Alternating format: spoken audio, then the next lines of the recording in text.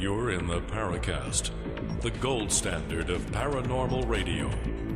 And now, here's Gene Steinberg. Now, that strange laughter in the background comes from our old friend Jim Moseley, who is one of our featured guests today. Are we on the air? Sometimes. How about now? We are on the air, yes, sir. All right. So you're ready. And we know Chris O'Brien is no longer in a remote location where his cell phone connection will disable every 2 minutes. But I probably will be next week. That's right. You're going to have to do the next show from a remote location. But we have someone else who's from a real remote location. And everybody who's listened to the Paracast over the past year or so, they've heard this guy's voice. I mean, seriously. You hear him at the beginning of the show. You hear him at the end of the show.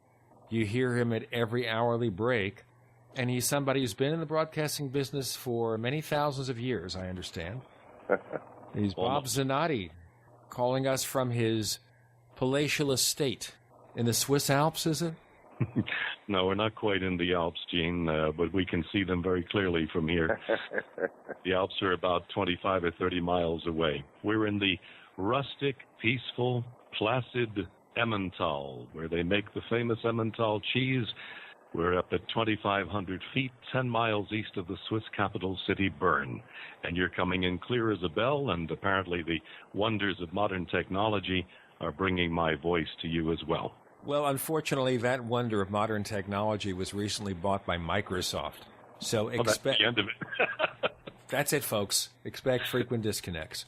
The reason we bought Bob on the show is not just because he does a great job as our staff announcer. But many years ago, in a galaxy far, far away, Bob was host of a weekly radio show for a college radio station called Coffee Clutch. Now, Bob, this is taking you back to the very early stages of your broadcasting career, but how did you get involved with that show? Through ham radio, and may I remind you, Gene, that we're going back, I can't believe it, just about 50 years, or very, very close to it. And you and I are the same vintage, because you were on that show many times. It was through amateur radio. I've been a ham radio operator for years as a kid, since 1961. I got into contact with a ham not too far away from my native Hawthorne, New Jersey. He was in the next town or so, and he said, I work for this college radio station. Why don't you come down and see it? Well, to make a very, very long story short, which is extremely difficult for me to do most of the time, anyway, I went down and got talking, and they said, we could use some programming. Got any ideas? And I said, yeah, I'd love to do a talk show. And, of course, Long John Neville was big at the time. He was my idol. And so, I'd like to do a talk show maybe about the offbeat, this sort of thing, something like Long John. Okay, fine. And that's the way it began. And ham radio also introduced me to one of the key players in the so-called New York Circle. Jim, of course, and your good self, Gene, were part of that. A fellow by the name of Dominic Lucchesi. He was also a radio ham. I met him on the air one time, and we talked about flying saucers and the offbeat. He said, you got to come over to my place in Jersey City. We have a meeting of people here who come all the time and talk about this. And that's how it happened. And that's how I met you, and that's how I met Jim and some of the other key players in the so-called New York Circle. Well, you know what we're going to do now? Right now, we're going to put on our little aluminum foil bands like the famous Mystic Barber would wear back in the 60s. We'll tell you who he was in a moment. But in any case, let's get those bands on because we have to go back through time. Jim, are you ready? Oh, I'm really looking forward to this. Okay, let's see if we could beam 45 to 50 years back in time. It's going to be difficult. It's not going to be an easy thing. You can do it, Gene. You can do it. You really think so? You have faith in me, huh, Jim? Oh, absolutely. Okay. We represent a collective spiritual battery. I think people think I need more than a collective spiritual battery. They think you've heard of batteries not included. This is how it goes. I make this look good. Hello and welcome once again to Coffee Clutch. This is Bob Zanotti, and I'm with you every Friday from 10:30 to midnight with lively and interesting discussions with many interesting people. Tonight we welcome back James W. Moseley. Jim Moseley is the editor and publisher of Saucer News. Jack Robinson, John J. Robinson. Jack is the assistant editor of Saucer News. He's a longtime UFO and offbeat researcher and an expert in the Darrows. More about that later. Dominic Lucchesi is with us. Dom Lucchesi used to be called a UFO researcher, but these days he's sounding more like a skeptic. August C. Roberts, Augie Roberts, the well-known UFO photographer, is with us. And Augie also made his own sighting back in the 1950s around New York. We'll hear that story later. Gene Steinberg with us again. And Gene is a longtime paranormal researcher, also, of course, interested in ufology. And finally, a special guest, Yonah Ibn Naharan, the well-known, we might say renowned biblical scholar and paranormal researcher. Now, we refer to Yonah through most of the session by his Americanized name, Yonah Fortner, and we've talked about him on a number of occasions. You'll hear him later in the show, plus two special guests from, shall we say, Jim, the more extreme elements of New York UFO research. But a lot of this also came out of the fact that during those years, Jim, you ran a, monthly lecture series?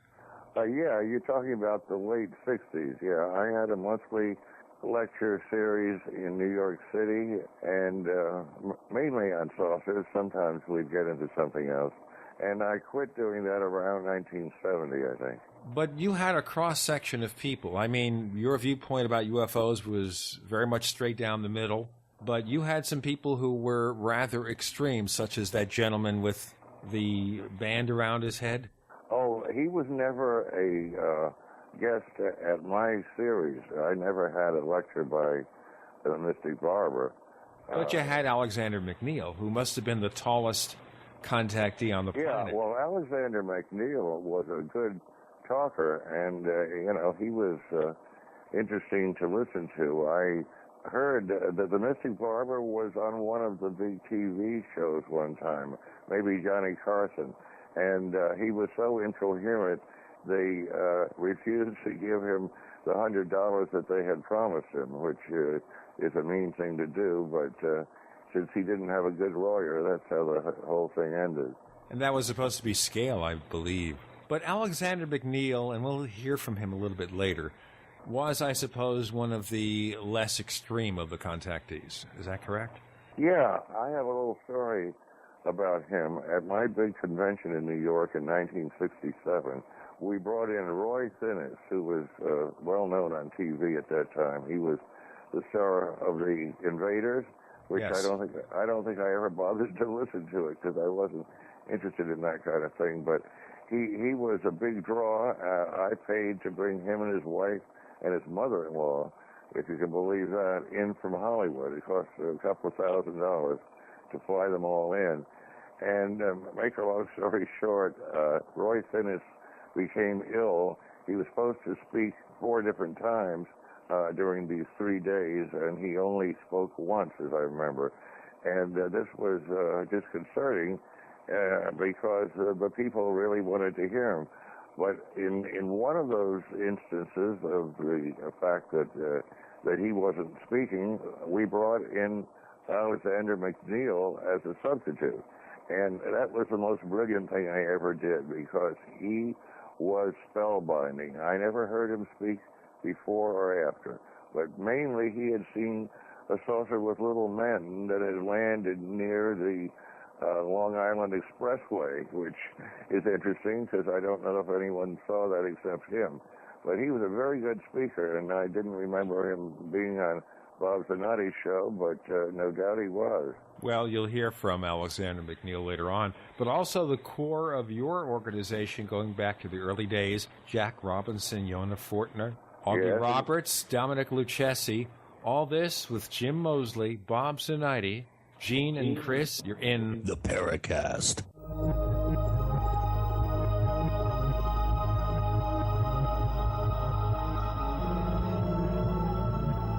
If you want to get your website online and you need reliable service, first-class service at the lowest possible price, there's only one place to go. Well, DreamHost has a special promotion with our show where they'll offer you unlimited disk space, unlimited bandwidth, one-click web apps such as WordPress, 24/7 support. You can save over $55. You want to know how? Go to dreamhost.com/radio, dreamhost.com/radio. Fate Magazine provides true reports of the strange and unknown. Keep up with the latest on angels and miracles, psychic phenomena, ghosts, UFOs, life after death, and much, much more. To receive your free issue of Fate Magazine, call now at 1-800-728-2730 or visit their website at www.fatemag.com.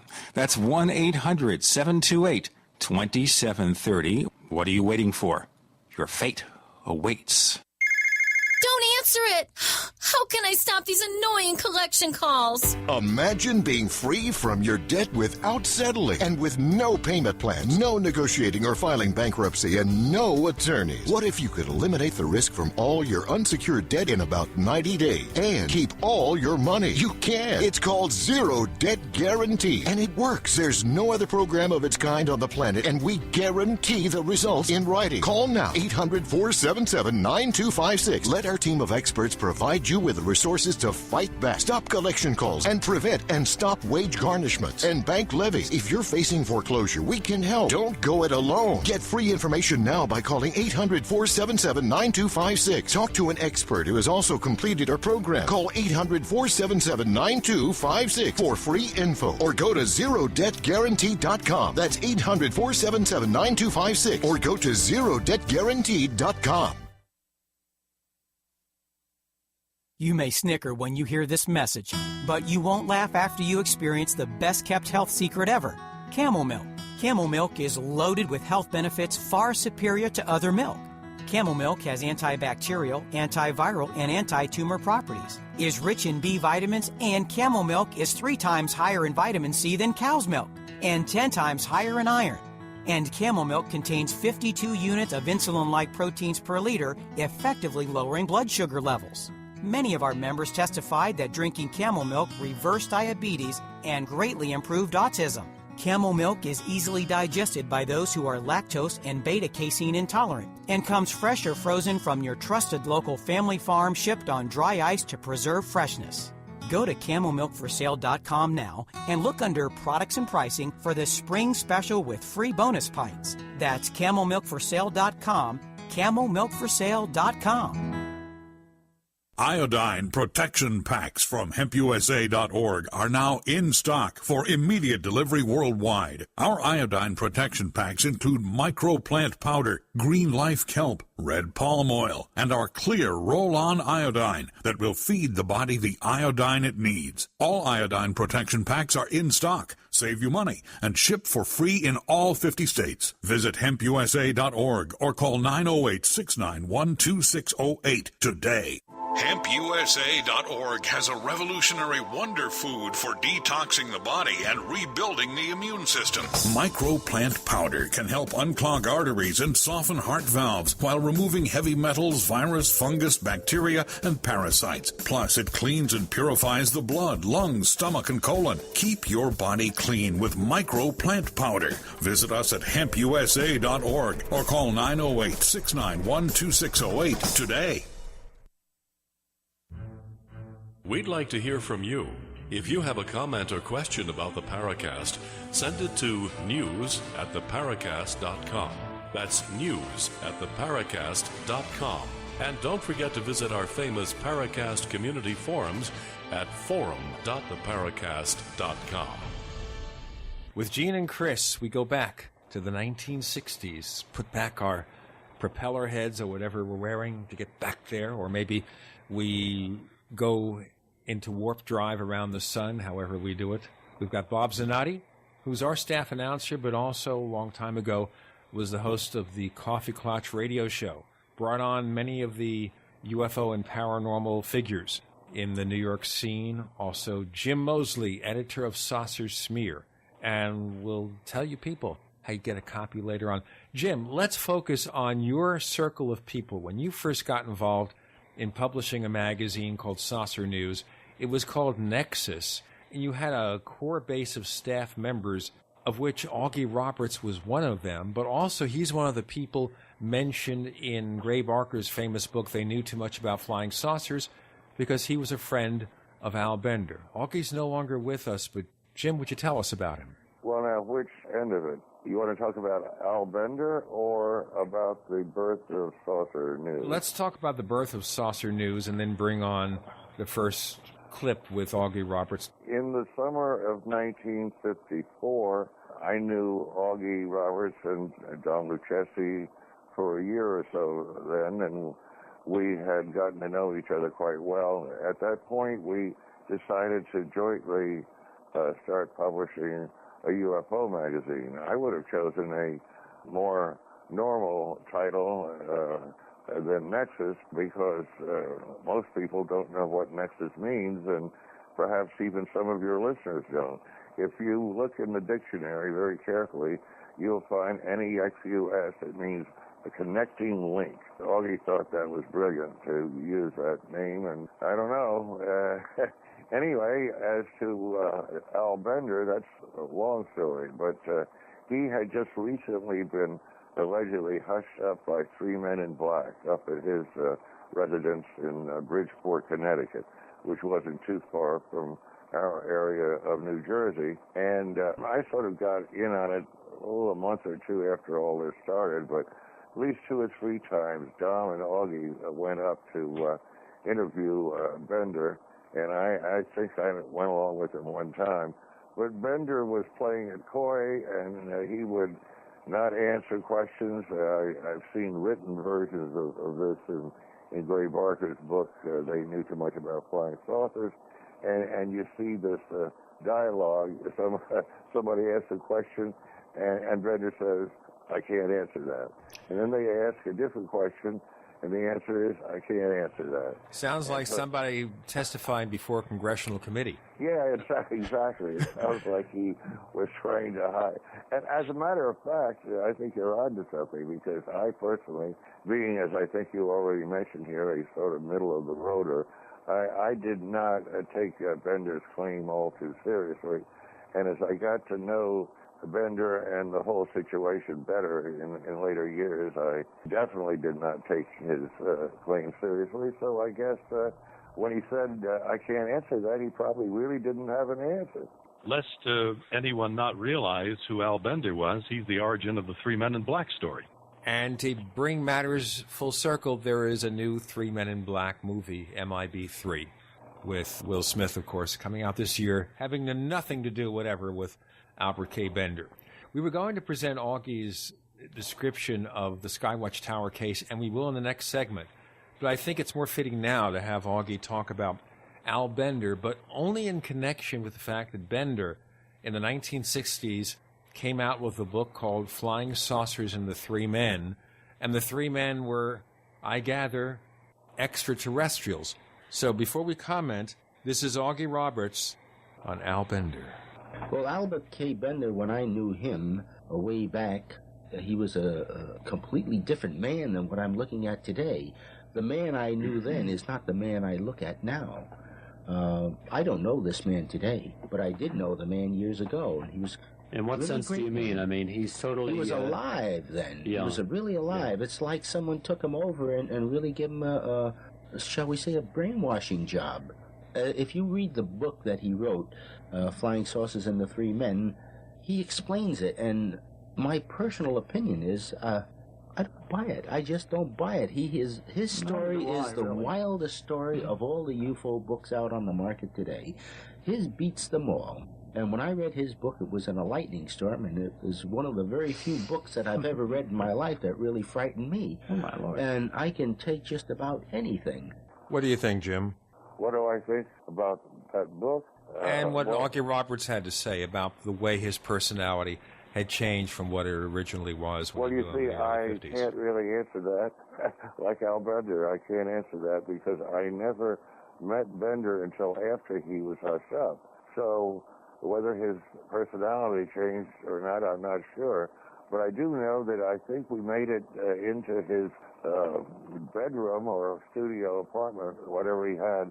And on the walls, he had these horror posters from Frankenstein-type movies and all kinds of things like that. And so you certainly had to reach a tentative conclusion that he was, well, number one, he had a background in unusual beliefs and interests before he got into saucers, and number two, he was attracted by very strange material, which might make one believe that he was not all there, if we could say that. Yeah, but it wasn't that unusual for people in the 50s and 60s to like monster films. We had a big magazine at the time, Famous Monsters of Filmland. Sure. But he lived by himself, and he was just obviously an eccentric fellow. As a matter of fact, you know, he's still alive, living out in the Los Angeles area. And somebody sent me within the last year or so, they got this off the internet, and I don't know how to get anything off the internet, but they managed. Well, you didn't have to do it without a computer, which would be even more difficult. Yeah, well, Al Bender, a photograph of his alleged home and his address appeared in Saucer Smear within the last year. I thought that's kind of interesting. He's still alive. Jim, just a quick question here. I didn't know Al Bender was still alive, to be frank, and I never met the man. He was never on the show. There was talk of bringing him on, but we never managed. What is his situation today? Is he still reticent? Is he still not talking? Well, he got off the saucer thing after that book, sometime after that. I had him speak at my lecture series once. I don't remember if it was before or after the book came out. It was after the book came out, Jim. I remember being there. All right. Well, I would say whether he was hushed up or not, Bender reached the point that he just absolutely, he had nothing to not talk about. I mean, he just left the field completely. What he did do was he got interested in music from movies and such. And I'm trying, Max Steiner, that's right. Max Steiner, famous movie composer. He wrote the music for a lot of the very good old movies from that era, and they had a Max Steiner fan club, and I think he might have been the head of it. So think about this, folks, from Saucers to Max Steiner. That's Jim Moseley. We have Bob Zanotti. With Gene and Chris, you're in the Paracast.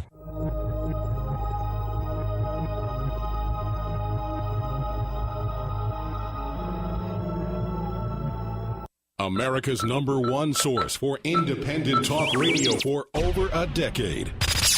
We are the GCN Radio Network. Ray Perkins, a reclusive veteran burned out from the Gulf War, lives tortured by relentless, perplexing nightmares. Nightmares of a horrific battle in deep space and of a mysterious woman suffering in agony for her devastated world. A woman not yet born, calling across centuries to him. Then, a coincidence leads him to his destiny, his chance to alter the universe. Attack of the Rockoids. The former fiction editor for Star Wars and Indiana Jones, Robert Simpson, writes, "The soul of the novel Attack of the Rockoids lies in its heart and passion for building a convincing tale of a love that spans the galaxy, a thrilling story. Attack of the Rockoids is available now. Read a sample chapter and get a special discount off of the cover price at our website, rockoids.com. That's ROCKOIDS.com. Attack of the Rockoids, a novel in the grand science fiction tradition.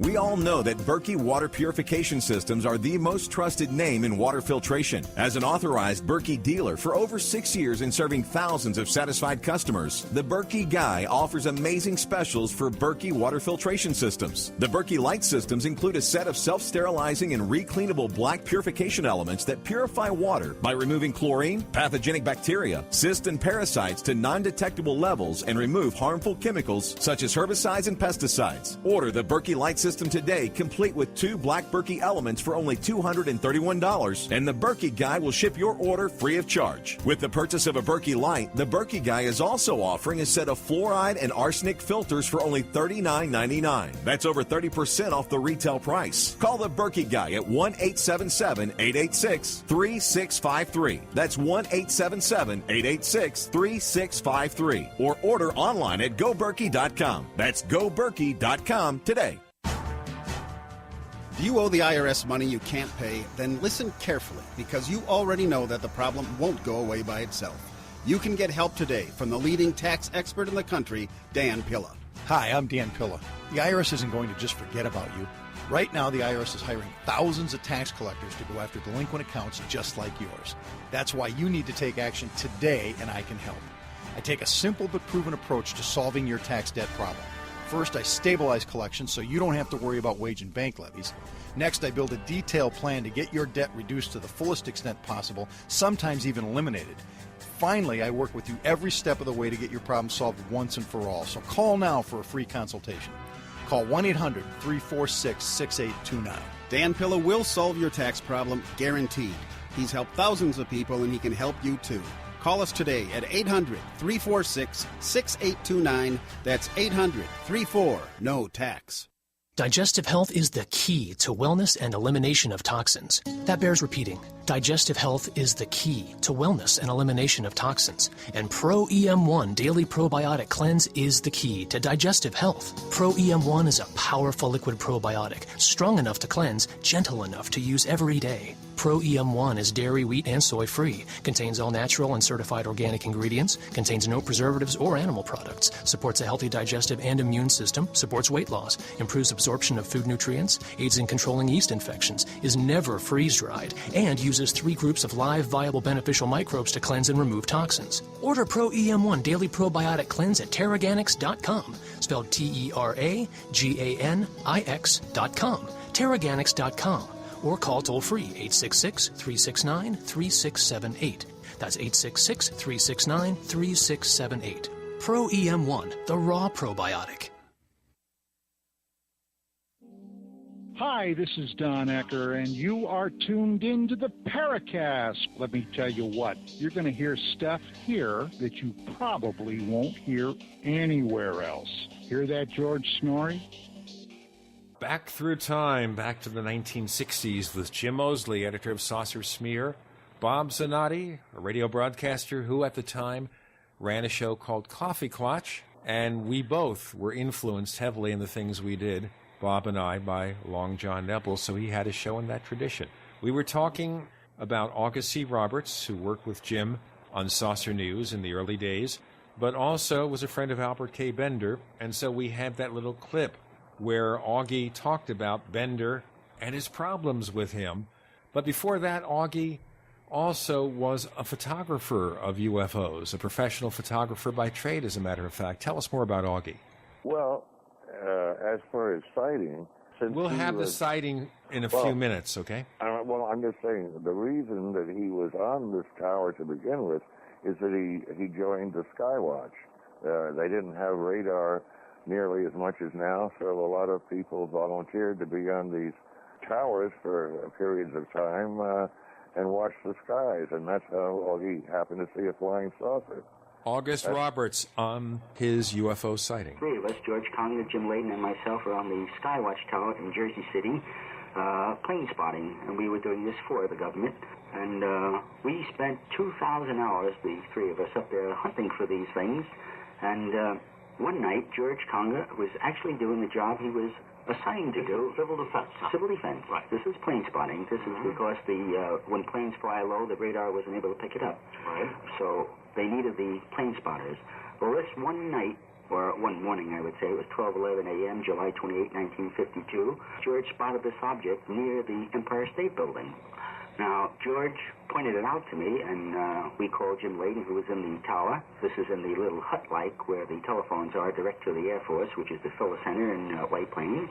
And I grabbed the binoculars and was looking at it. I was really amazed. Believe it or not, I was amazed because the government has been telling us that there are no such things as what they call flying saucers. Possibly there aren't. Maybe they call them flying eggnogs or anything like this. But maybe it's a semantic type of thing, Bob. But I did not believe anything did exist until I was looking at it with my own two eyes, and then I knew in my own mind then that we were being lied to. We called it in, of course, to the Phyllis Center, and they told us that it was picked up on radar, and 3 other stations also have it. It was definitely a round object with a spinning rim spinning in a counterclockwise direction, and it had a dot in the center. As the rim speeded up, so did the color change. The color was a darkish, brownish type, but as it started to spin a little bit faster, the rim and the dot in the center changed to a lighter orange. Now, I don't say that this thing comes from Mars. I have never said that this comes from Mars or Venus or any other planet you want to name.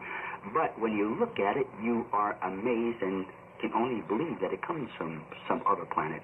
Although I would say, if I had to pick a choice, say that this object did come from somewhere on this Earth. Anyway, I was able to take 2 pictures of it.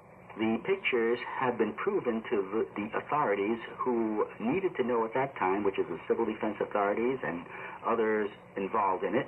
A 2-star general stated, and I was there with the reporters when it was stated, that it was picked up on radar, confirming it, and I have so many clippings on it.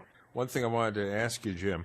Now, we know that you and some of your friends were sometimes responsible for pulling a few pranks with regard to UFO photos. Was this picture, the Skywatch Tower case pictures, were these pictures, in your point of view, genuine or what? Well, I'm sure the pictures were genuine. First of all, the Skywatch thing occurred before I had ever met Augie. In fact, I probably met him because of having read about him in the newspapers. I was just starting out my saucer quest, and I believe he was the first person I was able to contact and start this little, as you call it, the New York flying saucer circle or whatever. But yes, doesn't tell you what the object was, but I'm sure that his pictures were genuine, and of course that pushed him further into the UFO field. But I like what he said there. It's obvious, it's a little humorous to me, he didn't join the Skywatch for any patriotic reason. His sole interest was to have an opportunity to sooner or later see a flying saucer, and he did, and so he was very happy about it. I could say one thing about Augie Roberts. I got to know him very well during the Coffee Clutch days, and he was technically my production coordinator. In fact, he was responsible for organizing a number of quite interesting guests. He was on the show very often. I had a lot of time one-on-one with him. He had a persona that some people perceived as being rather, what shall I say, unsophisticated, but he wasn't. He was very deep. He was very intelligent, too, in my opinion. He was a very sensitive individual and very, very honest. I was always impressed by his honesty. And one thing I remember him telling me, he had thousands of UFO photographs. And he said, I've made some of them, and a lot of them are fakes. And if I make a fake, I call it a fake. But he had in his collection photographs which he said could not be faked in his opinion. We were talking about these photographs at the Skywatch Tower, and he described how he was doing it. The quality wasn't right because he was using a slightly defective camera, which was not his. He was quite clear. He said, I took these photographs, this is the way they came out, and these are real photographs. That's my contribution to this particular discussion about the Skywatch. Yeah, we should just add in the fact that was his profession. He was a professional photographer and worked for various outfits. I can't remember just which ones, but that's how he made a living for many, many years. So he'd be a photographer of weddings and stuff like that? I'm not sure. No, I'm talking about working in a lab, whatever one does there, develop pictures, I suppose. I mean, he was a technician in a photographic lab of some sort. So he was on the other end of photography, which is actually developing the pictures. And remember, folks, this is before we had digital cameras, so you actually needed people like that. And there were no software, there were no computers, so you couldn't doctor them. Augie, actually, just for the record, he was sort of a professional photographic hobbyist. He did earn money at it, but he did have a day job as well. And I remember he made quite a thing about being a glamour photographer. He showed a few of those photographs around. He was available for, the usual thing, birthdays, weddings, and bar mitzvahs. And he was a good photographer. And there's no question about it. And he knew what he was doing. And again, I emphasize, he was very honest about it. And he could tell right away what was fake and what wasn't.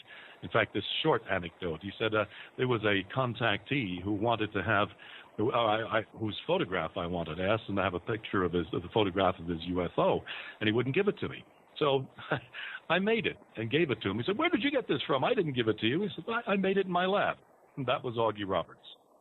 Well, we should mention there is another totally different picture that Augie made of a alleged UFO, and this one is not nearly so well known.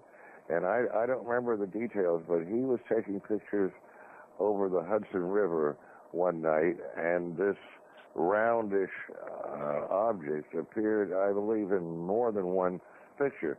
But now I am not a professional photographer at all, but you look at these and it looks like some sort of lens reflection, some sort of internal thing. It's round, but not quite. It's rather faint compared to the buildings and stuff that you're looking at in the background of the picture. But the funny thing is that picture was published in George Adamski's first book with the wrong caption. The caption talks about the Sky Watch picture, but the one they show is the one off of over the Hudson River. One of the errors of time never corrected in reprints. We have Jim Moseley, editor, publisher, chief cook, and bottle washer of Saucer Smear. We have broadcaster Bob Zanotti. With Gene and Chris, we're going back through the hands of time. You're in the Paracast.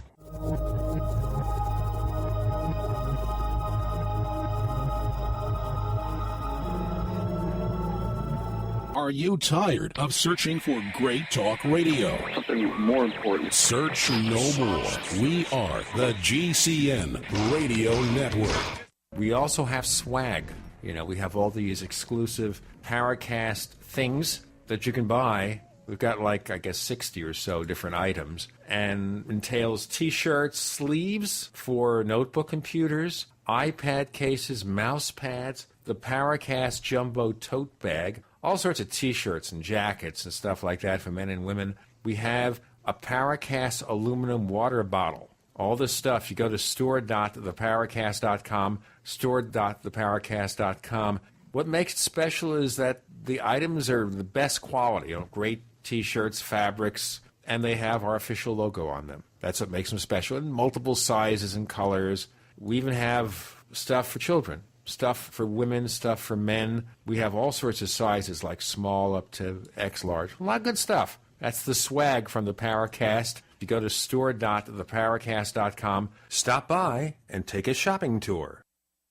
Hello? Congratulations. For what? For losing all that weight. How'd you do it so fast? ASAP. ASAP what? What's that mean? Are you ready to get as skinny as possible, as soon as possible, as simple as possible, and as sexy as possible? I'm listening. Then get with the ASAP program. It's real and it works. No smooth talk, no slick advertising, and no exaggerated claims of success. I've got to know more. Welcome to ASAP, as slim as possible. Whether you have 10, 20, or 50 pounds to lose, ASAP is your weight loss answer. ASAP targets the abnormal fat reserves and makes them available to be burned as fuel and contains no caffeine or hormones. Order ASAP at wholesale prices or join the team to share the business with others. Visit GCNteam.com or call 877-878-4203. GCNteam.com or call 877-878-4203. Lose weight and look great with ASAP, as slim as possible.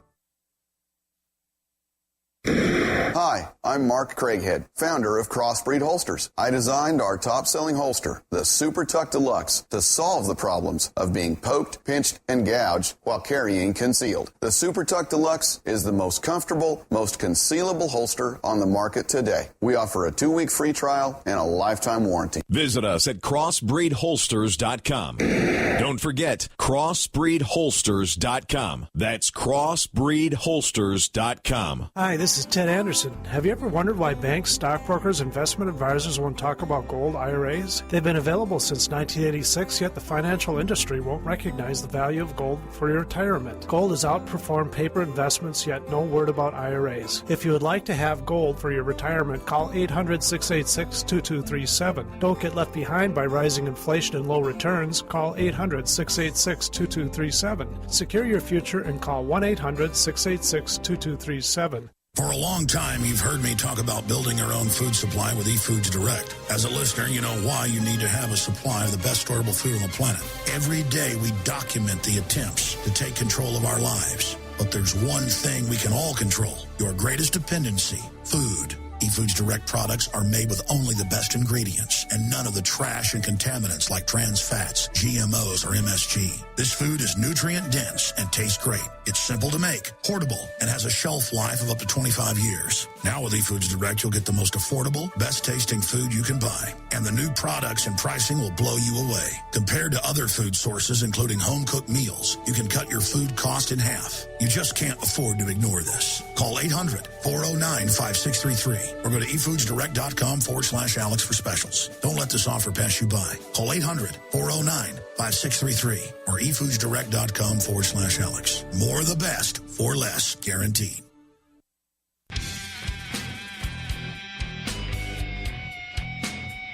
This is Kurt Severn, the author of UFO Mysteries, and you're listening to the Paracast. We continue back to the past or back to the future, whatever you want to say about it, with Bob Zanotti and Jim Moseley. So what do you think, Chris? What do you think about reliving the past of the UFO field? Well, these wonderful books that are being mentioned are some of the stuff that I cut my teeth on as a kid, reading early books from the early contactees in the 50s. And I always felt that some of the claims were a little too fantastic, and it wasn't until I really got into more serious authors, at least I thought they were more serious, like John Keel and Jacques Vallée, that I really started to be completely convinced that there was something to a lot of these claims of contactees. Having had an experience at 7 years old, of course, I've had a lifelong interest in this subject, but this is all fascinating to me, and I really applaud the efforts of you guys back there in the early days of this, and I think it's going to be interesting to get your insight onto how we've gotten to where we are today, and whether we really know that much more. I kind of sometimes think we don't. We've mentioned earlier, Jim was talking about the UFO convention, this big one he held in New York. Roy Finnis was supposed to be a key lecturer, and he basically bowed out of a couple of sessions. Maybe he had too much to drink the night before. We're not going to suggest. But instead, no, Jim... it wasn't quite that. He had what we called at the time the Roy Finnis disease, which had something to do with problems with the bowels. That's what I meant to say. Well, we won't go into the details of that. No, use your not at this imagination. time. But the speaker who spoke in his stead, one of those occasions at least, was Alexander McNeil, who also appeared on Coffee Clutch. My first contact was on August 27, 1952, at 10:22 p.m. Eastern Standard Time. It happened in Oceanside, New York. It happened in back of a firehouse, which had like a creek or a swamp area at the time. I saw an object 10 feet high, 30 feet in diameter. It changed in colors from bluish white, bluish green, reddish orange, and bright yellowish white amber. It carried red and blue navigational lights on the sides, and it had like a V-shaped antenna going up into the sky, and a V-shaped antenna coming down toward the ground, which I believe to have been landing rods. I saw little men about 3 feet tall, dressed in a green garment, their skin color was reddish brown, which means that they come from an area which is very close to a sun planet, or a sun area, which is probably in the Alpha Centauri area. And they had no shoes, and they had four little toes and a claw which extended from the right and left foot.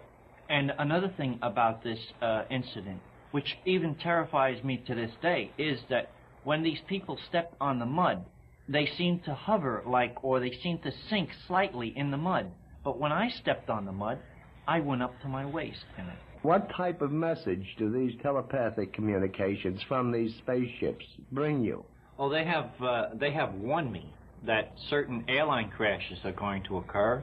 Many of them are caused by UFOs. They are caused by the electrical interference that they set up around the craft. You see, when we go around, when a saucer comes near an airliner, it sets off an ionization layer, which creates a friction device, which is like an invisible wall in the sky. And a plane, when it hits it or it gets caught in it, it's torn to shreds. I've had balls of fire fall from the sky when I signaled, and there was people present in the area at the time. At one time, flying saucers came from space, and they lived in an area called Atlantis, or Atlantia. And different people from forms of life. There was a large wall that circled our base of operations, which was called Atlantis. And these people lived in the sea. Then there was people who lived in the large area that had conveniences like things of the future, where you will have cars that will run on no power at all. They will fly through the air without wheels. They will hover by levitation, like sound will actually hold them up. There is two rocks. Major rock is in the Great Pyramid in Egypt, and there is one at Easter Island in the South Pacific. These rocks are created of a force friction field, and when these rocks both come together, when the Great Seal is open or moved from space, which is coming, these rocks will emit signals of high frequency, which will be blown like wind. When the wind hits it, it will cause the things to rise from the Great Pyramid and from Easter Island. Not only that, it will cause Atlantis slowly to rise out of the sea. It will be done by something under the sea. Some type of erection has been created under the sea. That is why sources have been going into our oceans. They have been submerging, and they've been completely doing something at the bottom of the sea. I do not know what this thing is that they have been doing, but there has been earthquakes or seaquakes under the Atlantic and the Pacific Ocean. There is a way of proving my point. I will say over the mic, I will communicate with sources, or try, and we'll see if we can get flying saucers over the Jersey area or Delaware area to the base in the Antarctic. Try to send UFOs at a very, very high altitude, move from north to south. Somebody is laughing. They think I am fooling, but we will be seeing flying saucers very shortly. We will have a heavy concentration of flying saucers in the next space shot, which is coming up in 2 weeks. Of course, 2 weeks later, the space shot, no influx of flying saucers, Jim, huh? Yeah, let me... Barefoot aliens from another star system. The Attack of the Barefoot Aliens. I can see the movie now. Incidentally, Gene, I'm sure you remember that program with Alexander McNeil because you were there along with Jack Robinson. Well, the voice you heard was that of Jack Robinson, and you'll be hearing from him later in the show because he has a very unusual encounter, possibly dear or related, to relate then. And just a timeline on this, let's not forget, I believe, I don't have it right in front of me, most of these dates are marked here, but I think that was 1965, so we're going back a long time, and what he said about things of the future, that doesn't sound particularly impressive today, but you go back 45 years, and, well, we might speculate that somehow he was slightly ahead of his time. Yeah, I was just going to throw in the fact that Alexander McNeil, as I told you, was just caught at the last moment and asked to substitute for Roy Finnis, and he graciously agreed to do so. But he was so good and so entertaining that the audience loved it. I think they liked his talk better than the one that actually was done by Roy Finnis. And the big thing was Alex McNeil was free, unlike Finnis, who came in at great expense from California. There's a moral there somehow, and I think we should all look for it.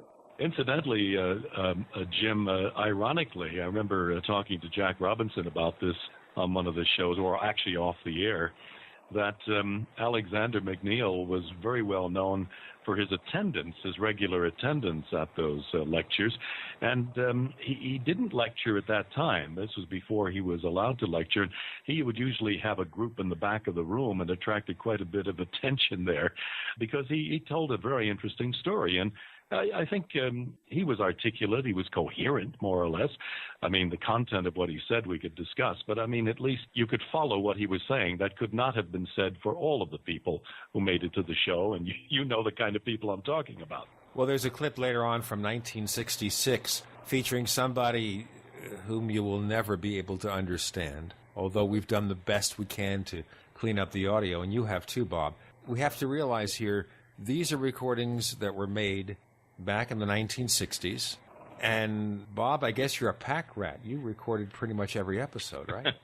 Well, Gene, you're really jogging my memory there. And I remember it like yesterday because you were there on so many of these programs. You were a regular on the show. And Jack, and it was this New York group. And, in those days, it was really, backpack radio. You had to lug in one of these old Voice of Music 4-track tape recorders, and the sound quality was not always ideal because we had to borrow mics.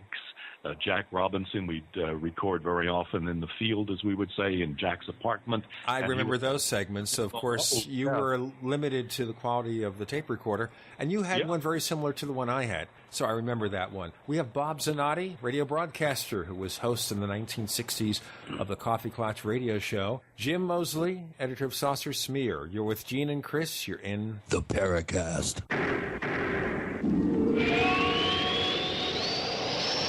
The GCN Radio Network, providing the world with hard-hitting talk radio. GCN.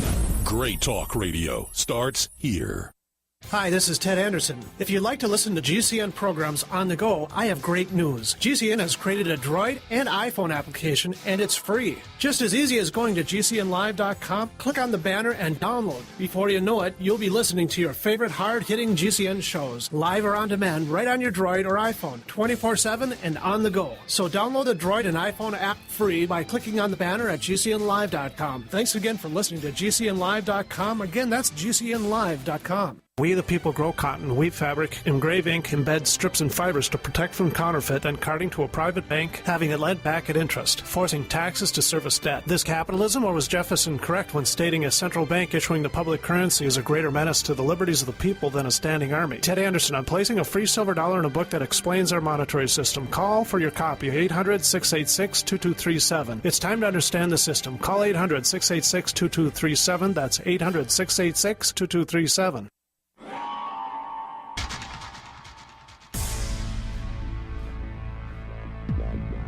Welcome back to the Paracast, the gold standard of paranormal radio.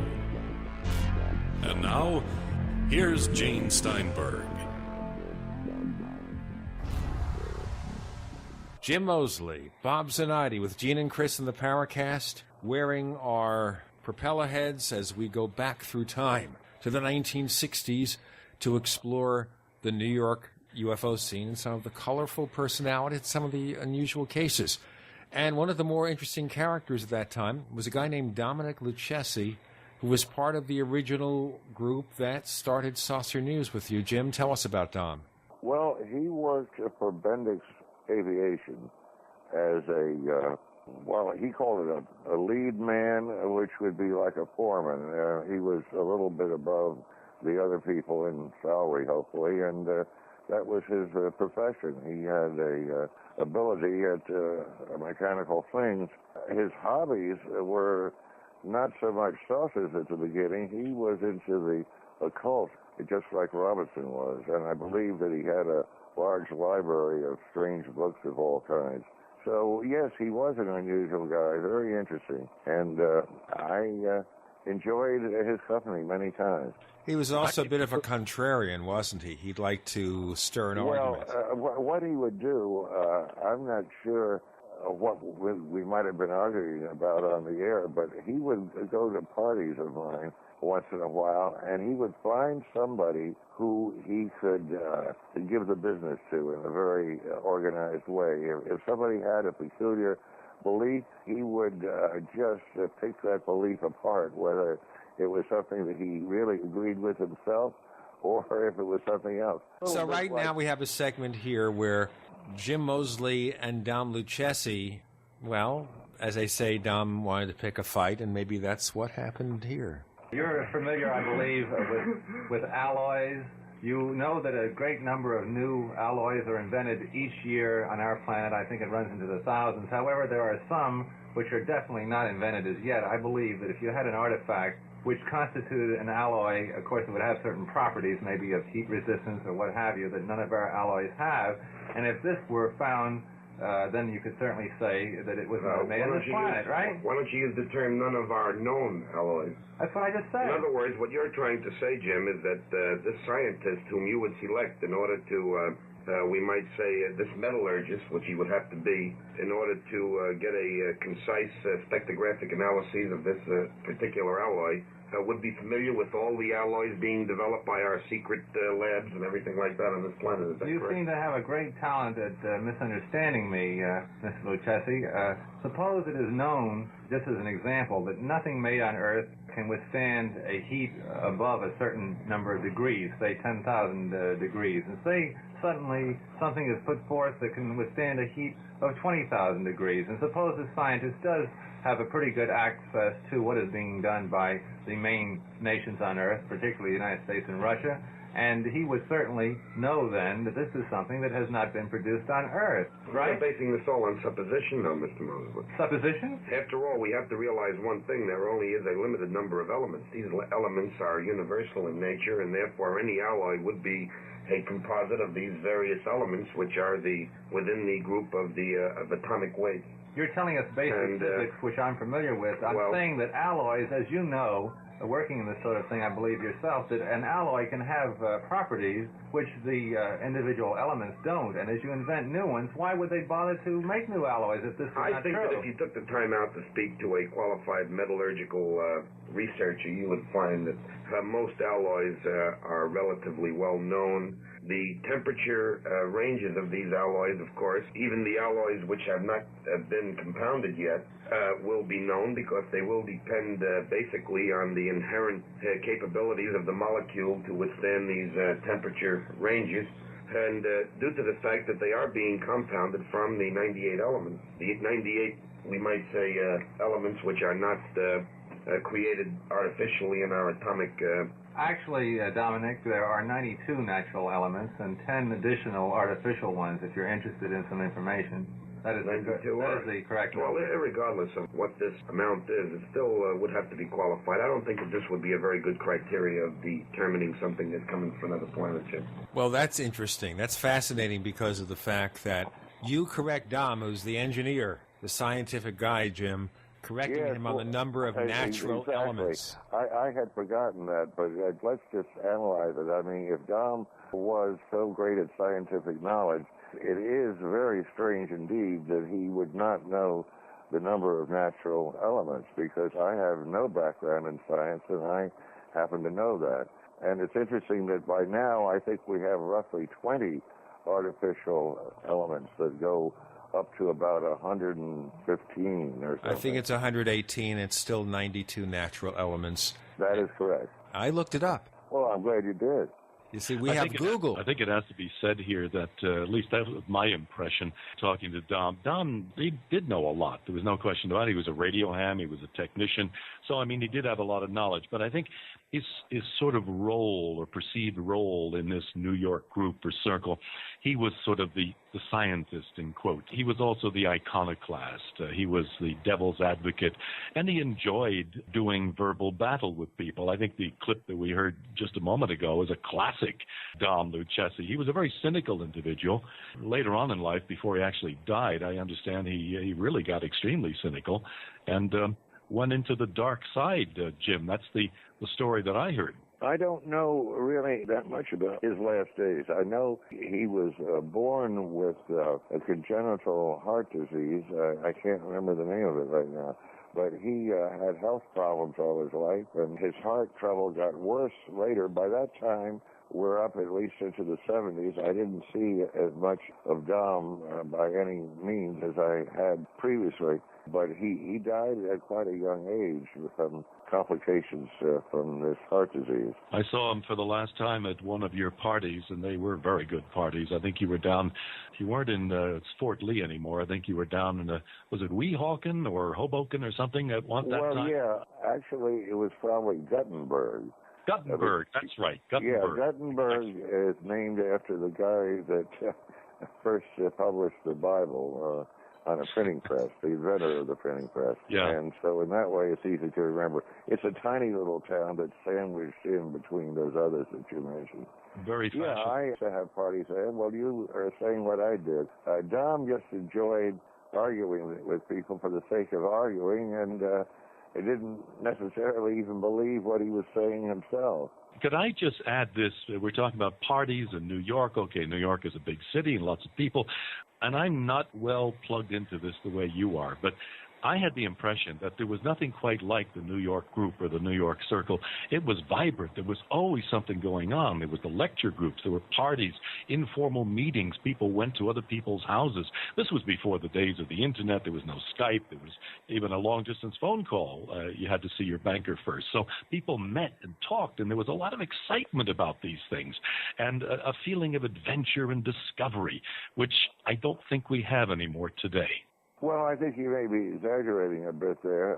We, kept in touch with each other, but I don't know if the feeling of excitement was so great, except that we felt, at least most of us did, that we were looking into not just an interesting hobby, but something that was fundamentally very important to mankind, and we probably thought that sometime very soon the solution to this saucer mystery would come along, and need I add that so many years later it hasn't come along yet. So there again, there's a moral somewhere. Can I just qualify this very briefly? When I say excitement, there was maybe the word speculation is important here, because in those days, science was not what it is today. We've been to the moon, or most people believe we have.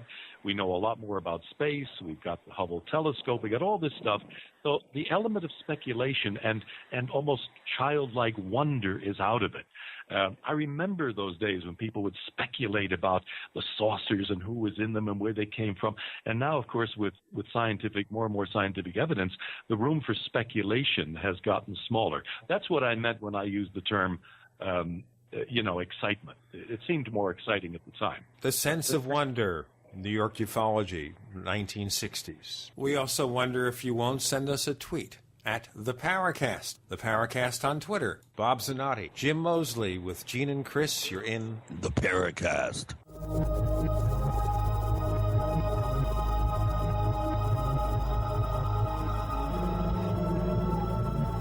Whether it's personal mail, whether it's business email, you want reliable, dependable delivery, freedom from spam, freedom from viruses. Well, Polaris Mail offers professional email hosting services for your personal or small business use. Each account uses 25 gigabytes of storage, an easy-to-use webmail interface, and full mobile sync. Sign up today for a 30-day free trial at polarismail.com, polarismail.com. So here's what happened. I was placing an order online. the site went down. It just stopped responding. It took hours before it returned, but I'd already placed the order with another company. If your site goes down, you could lose business. And if you have a business or personal site, you'll want to know it's easy to run and it will stay online. At iWeb, your site is hosted on one of the most reliable networks in the world. Check it out. iWeb.com. That's iWeb.com. American gardeners and fellow patriots, make the right choice with your money, time, and your family food supply. Choose 100% pure heirloom seeds in the Survival Seed Vault from MyPatriotSupply.com. Why spend more? The Survival Seed Vault from MyPatriotSupply.com is only $37.95 and includes 20 varieties of pure, hardy, easy-to-grow heirloom seeds. Yes, only $37.95. That's 70% less than our competitors. You could buy 3 Survival Seed Vaults for less than one of theirs. The Survival Seed Vault from MyPatriotSupply.com includes detailed planting and seed-saving instructions and ships same day. Plus, all orders over $49 ship free. MyPatriotSupply.com is American-owned by patriots like you, passionate about freedom and preparedness. Call now, 866-229-0927. That's 866-229-0927. Or discover more emergency preparedness items when you order at MyPatriotSupply.com. Choose the original. Choose the Survival Seed Vault at MyPatriotSupply.com. For a long time, you've heard me talk about building your own food supply with eFoods Direct. As a listener, you know why you need to have a supply of the best storable food on the planet. Every day, we document the attempts to take control of our lives. But there's one thing we can all control, your greatest dependency, food. eFoods Direct products are made with only the best ingredients and none of the trash and contaminants like trans fats, GMOs, or MSG. This food is nutrient dense and tastes great. It's simple to make, portable, and has a shelf life of up to 25 years. Now with eFoods Direct, you'll get the most affordable, best tasting food you can buy. And the new products and pricing will blow you away. Compared to other food sources, including home-cooked meals, you can cut your food cost in half. You just can't afford to ignore this. Call 800-409-5633 or go to efoodsdirect.com/Alex for specials. Don't let this offer pass you by. Call 800-409-5633 or efoodsdirect.com/Alex. More of the best for less, guaranteed. Healthy soils grow healthy plants. So before you plant your survival garden this year, is your soil healthy? Maximize your crisis garden soil with EM1 from Terraganics. EM1 Organic Soil Conditioner, Fertilizer Amendment, and Compost Accelerant provides healthier gardens and faster, efficient garden composting. EM1 from Terraganics.com quickly improves soil structure by increasing nutrient availability and converting organic matter into soil humus. This improves seed germination and root growth, improves plant quality, size, color, flavor, nutrient value of fruits and vegetables, and improves shelf life. And when rain is not in the forecast, no worries. EM1 improves moisture retention in soils, helping reduce drought stress. Just like you prepare all else, prepare your crisis garden for maximum yields with EM1 from Terraganics.com. Order now at TERAGANIX.com or call toll-free 866-369-3678. That's 866-369-3678. Terraganics. Life's getting better. We'd like to hear from you. If you have a comment or question about the Paracast, send it to news@theparacast.com. That's news@theparacast.com. And don't forget to visit our famous Paracast community forums at forum.theparacast.com. With Gene and Chris on the Paracast, we explore the New York UFO scene, the voices of the past from the 1960s, fascinating people, sometimes a little over the top, enjoying the things they had to say and some of the ideas they had to present. Now, here's another example, Jim, of where you and Dom had a bit of a brush-up over something. You ready for this one? Oh, yes. Okay. Yeah, I just want to bring up one thing here, Jim, mainly for clarification. There may be many listeners who have not familiarized themselves with these various discussions concerning so-called saucer research.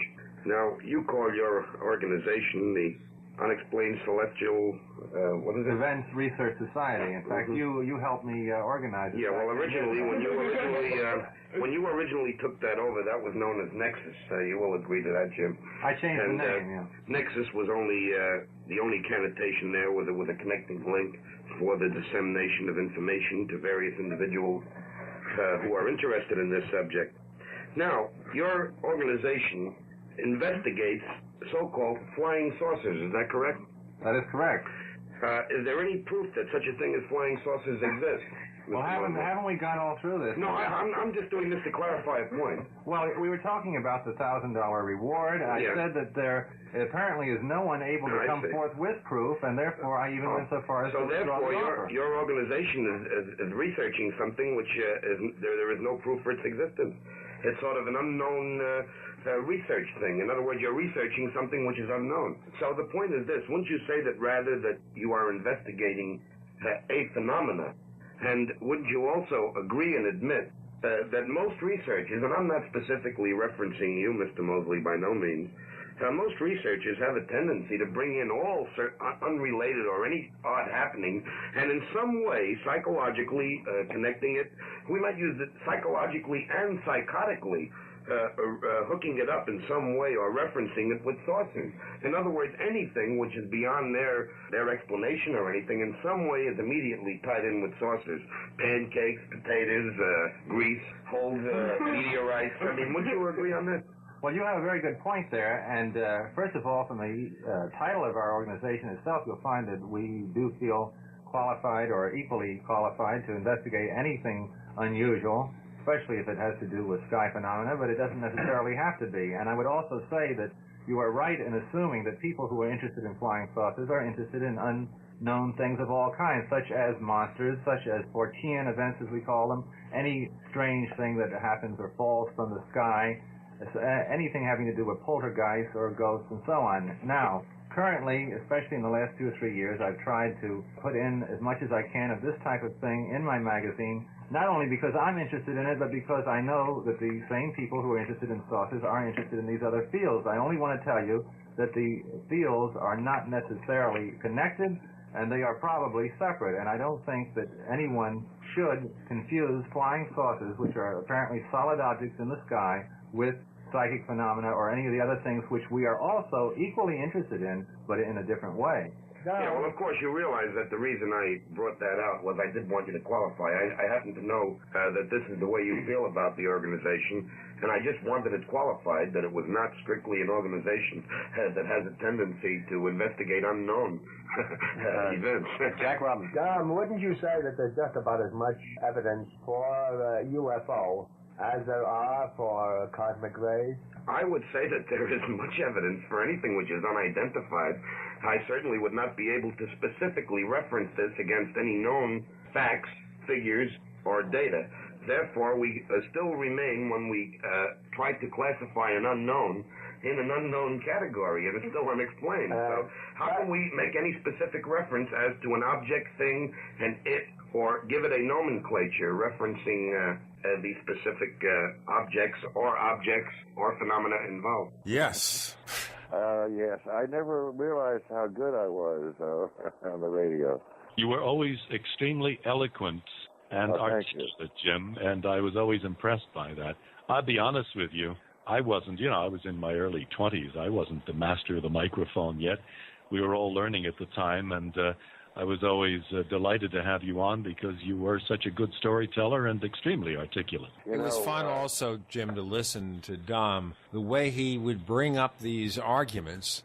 And this is not the only example. There were several times that you and Dom had dust-ups on Bob's show. Well, you can tell how he drags in all kinds of words that he probably can't even clearly define himself. He was talking above his own head, you might say, just for the sake of saying something, although I guess it was good radio, so it was all right.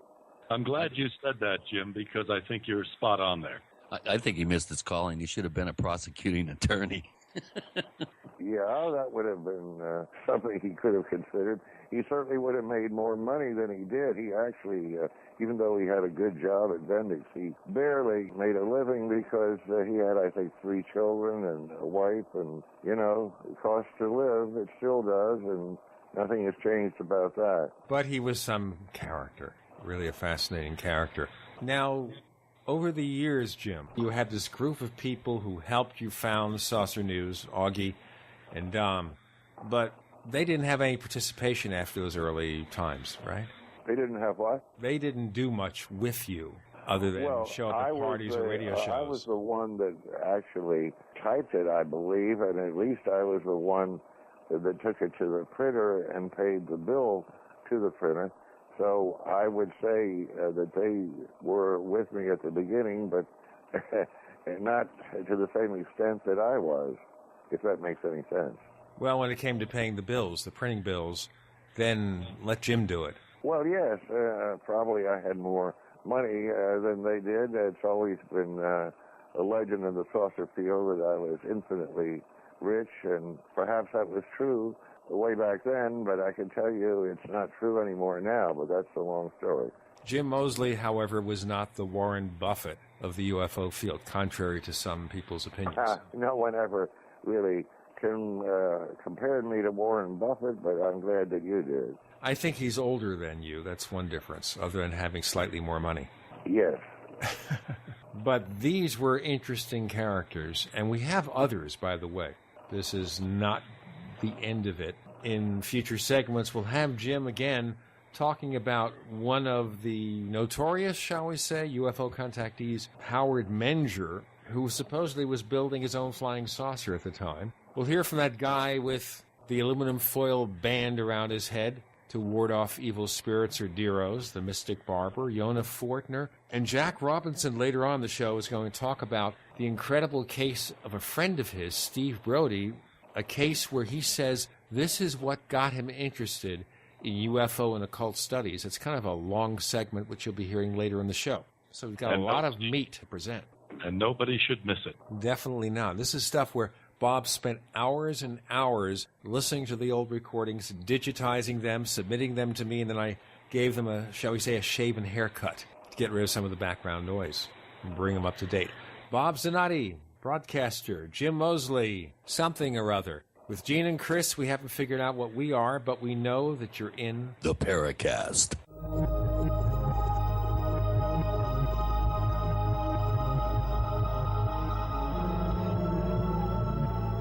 America's #1 source for independent talk radio for over a decade. We are the GCN Radio Network. Ray Perkins, a reclusive veteran burned out from the Gulf War, lives tortured by relentless, perplexing nightmares. Nightmares of a horrific battle in deep space and of a mysterious woman suffering in agony for her devastated world. A woman not yet born, calling across centuries to him.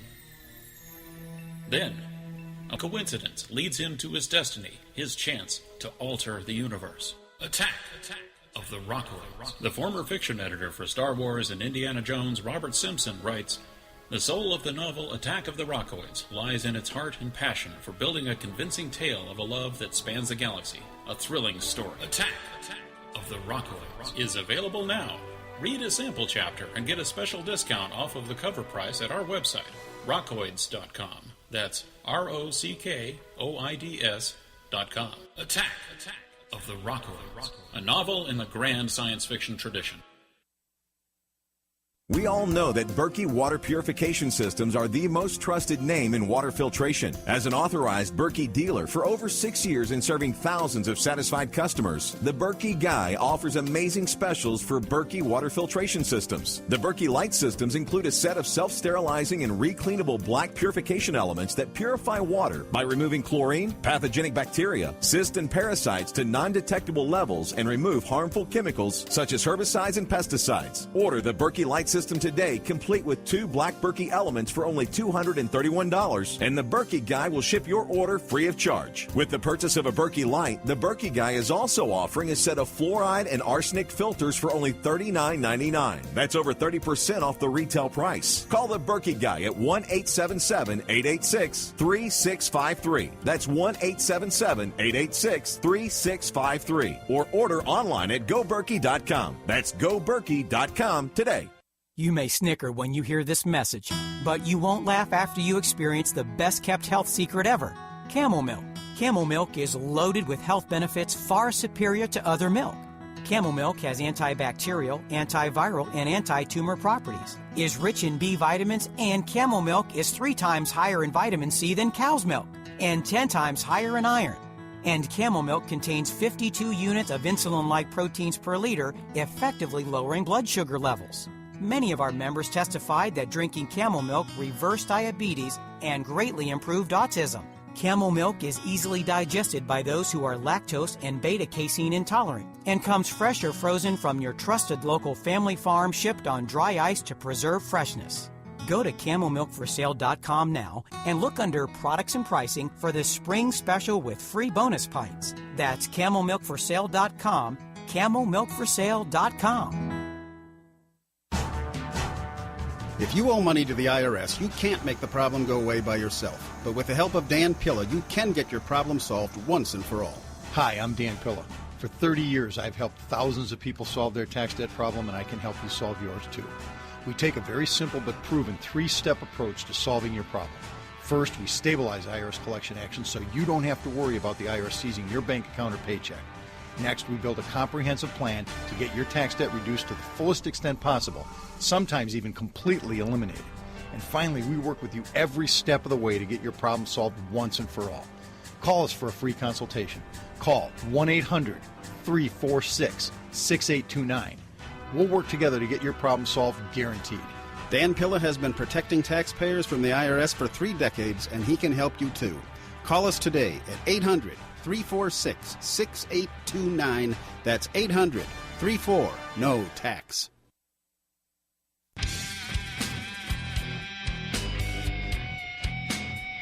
This is Kurt Sotheby, author of UFO Mysteries, and you're listening to the Paracast.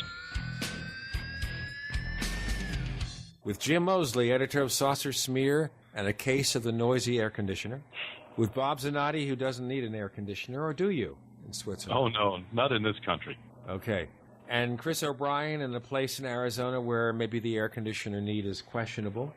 And Gene Steinberg where it's 80 degrees in Phoenix, Arizona. So I do need an air conditioner.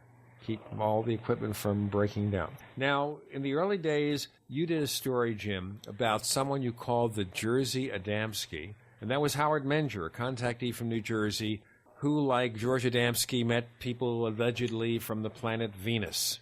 And I thought of the song from Paul McCartney, Venus and Mars Are All Right Tonight.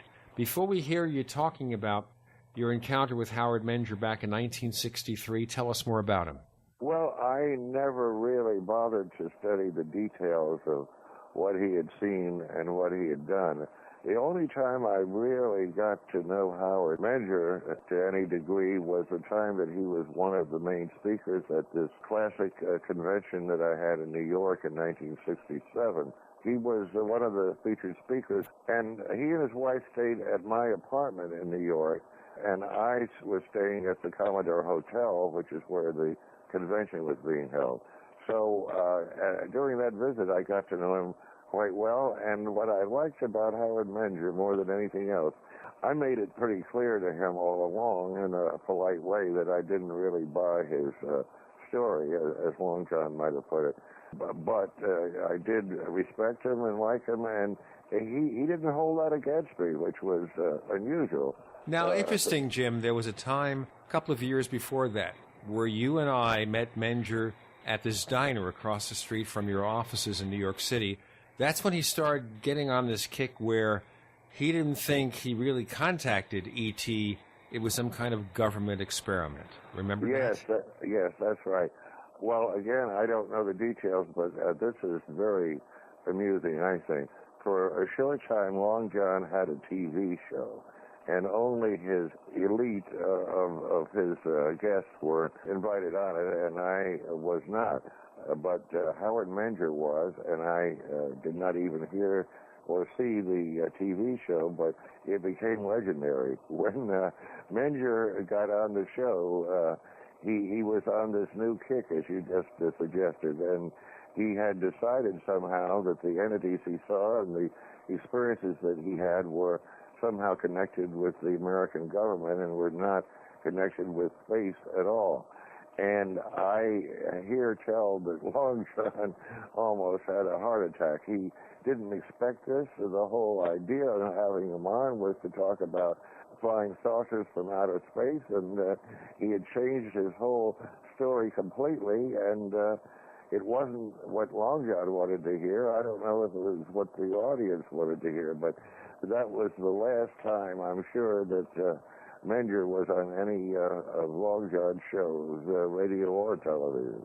And sometime later you did a session on Bob's show where you talked about Howard Menger and his plans to build a flying saucer. Well, there's a number of new things. I might mention, for example, that Howard Menger has been very active lately.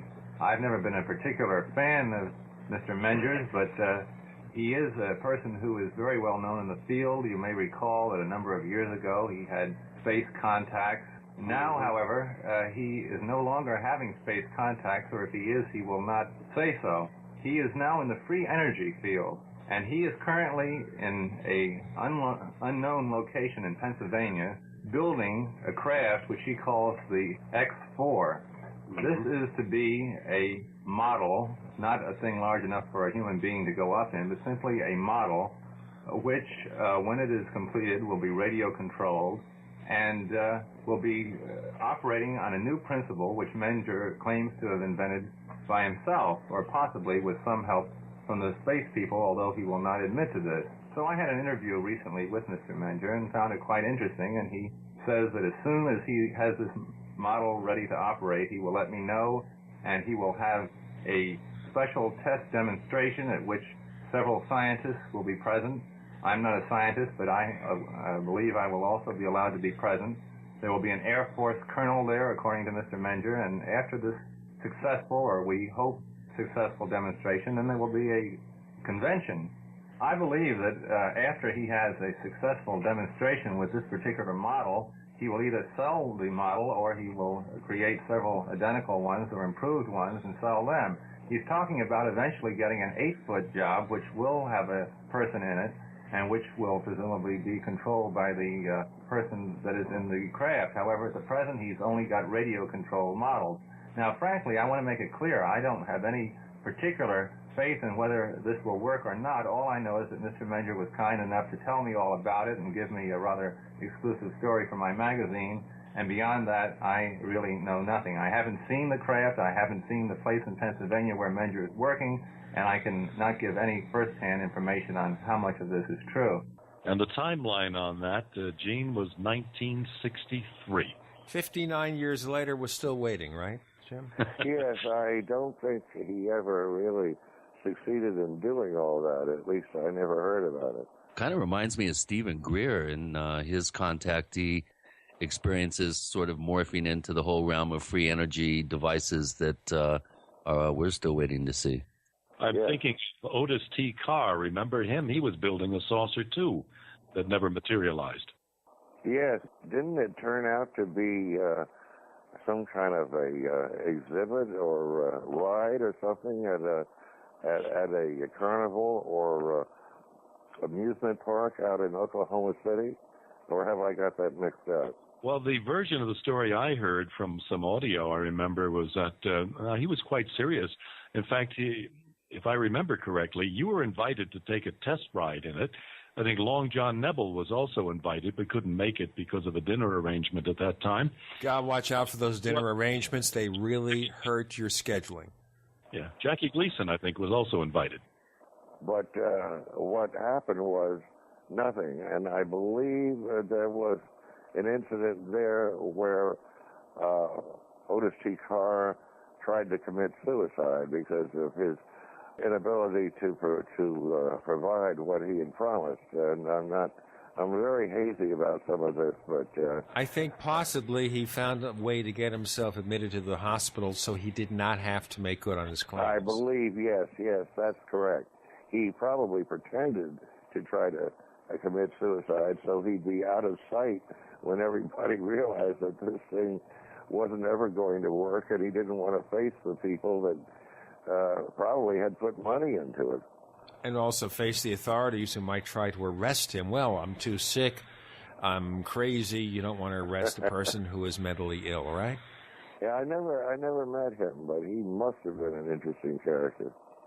We had so many of those back in the 60s, and I have to kind of think here that we don't have that kind of character these days, and we've got another one in the next segment that I'll tell you about.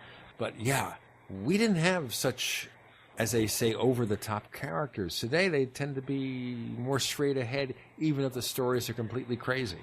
Well, I think they're more practiced at putting on a veneer of sanity so that they'll pass muster with at least part of the public, yes. In those days, they could be as outlandish as they could be. They could wear those propeller heads and do all those crazy things, and people would accept them, put them on TV, put them on radio, and pay attention and buy their books. Today, if you want to sell a saucer book, good luck. Yeah, today it's important to marry fantasy with pseudoscience. That's the magic formula today. Back in the 50s and 60s, people enjoyed a good show, and as you say, they could say anything they wanted. The wilder, the better. And people lapped it up. Today, of course, we have them competing with 24/7 cable news. And they have to find the stories, but these days it's more about politics and show business personalities, unfortunately. Bob Zanotti, radio broadcaster, joining us. Jim Moseley, who's the editor-publisher of Saucer Smear, and we'll let you know in the next segment how to get a copy. You're with Gene and Chris. You're in the Paracast.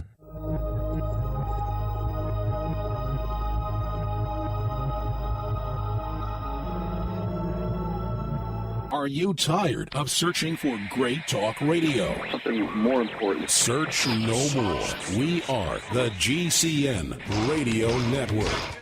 Graphic Converter is the image manipulation tool for the rest of us. It does not use any database. You get full control of all your files. Want to view the images of a folder? Drag it into Graphic Converter, and a powerful browser opens up to show your image files. You could use it for slideshows. You could use it to import images from digital cameras or from scanners. Need to do some image editing? You can do that too in Graphic Converter. Also print catalogs. Convert from so many formats I can't even list them. Download now to see if Graphic Converter is good for you, like 1.5 million other users. Guess what? You could save money when you buy Graphic Converter. Use the coupon code Night Owl. Use the coupon code Night Owl to get a special price for Graphic Converter. Go to lemkesoft.com. That's Lemke soft.com. Lemkesoft.com. Lemke soft.com.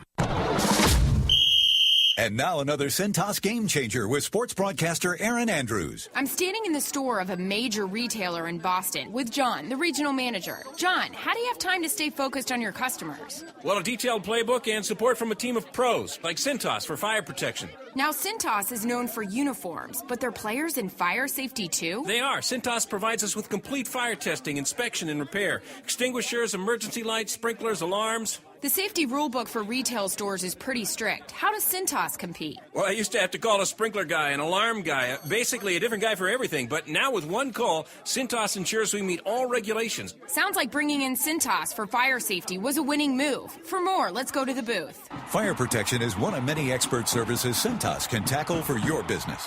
Don't call multiple companies. Call 1-800-CINTAS-6 or visit Cintas.com/radio and tell them to bring in the team with the white truck.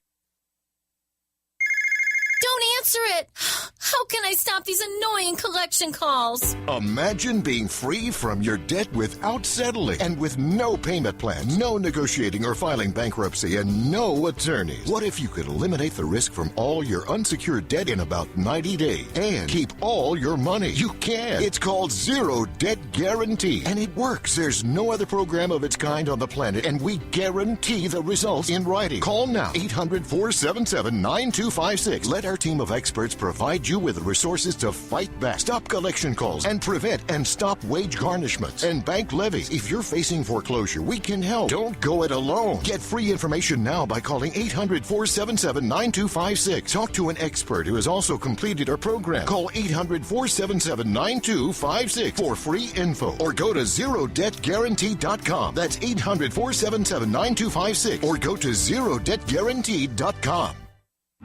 How's your pH today? Are you acidic? How alkaline is your blood and body? What is the pH of the water you drink? We are Alkavision, and we have the answers. Drinking pure, high-alkaline water is one of the most important factors in maintaining vibrant health and high energy, because bacteria and viruses cannot survive in an alkaline, high pH environment. If your drinking water isn't at a pH level of 8 or higher, boost it with Alkavision Plasma pH Drops. Our unique formula will alkalize your water, ridding your body of harmful toxins and acid, and help regain energy and health. Simply add 10 drops of Alkavision Plasma pH Drops to help your body rid itself of acidic waste, increase oxygen, and raise the pH of your body to optimal levels. Order your bottle of Alkavision Plasma pH Drops for only $29.95 at alkavision.com, spelled A-L-K-A vision.com, or call 800-518-7615, 800-518-7615. Alkalize your body, supercharge your health at alkavision.com.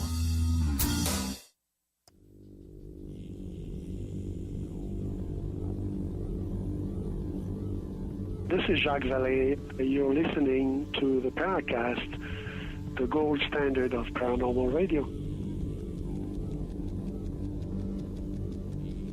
Exploring the 1960s in the UFO field in New York with Jim Moseley, editor of Saucer Smear, and Bob Zanotti, radio broadcaster with Gene and Chris on the Paracast. Jim, we're all waiting with bated breath. I'm going to take the bait out of my breath right now. Right out of my nose. There it goes. Waiting with bated breath, Jim Moseley, how do we get a copy of Saucer Smear? I thought you would never ask, yes.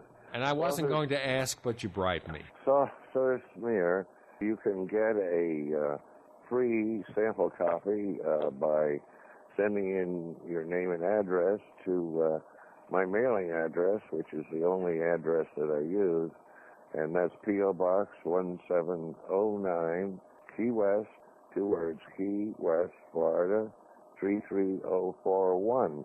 And then if you like the sample copy, you could send us a love offering, as many people have done in the past and going on into the present. And, of course, we're very happy to have more people who we call non-subscribers, because there is no subscription price. You send in any amount that you consider reasonable, and we accept it, which is very unusual.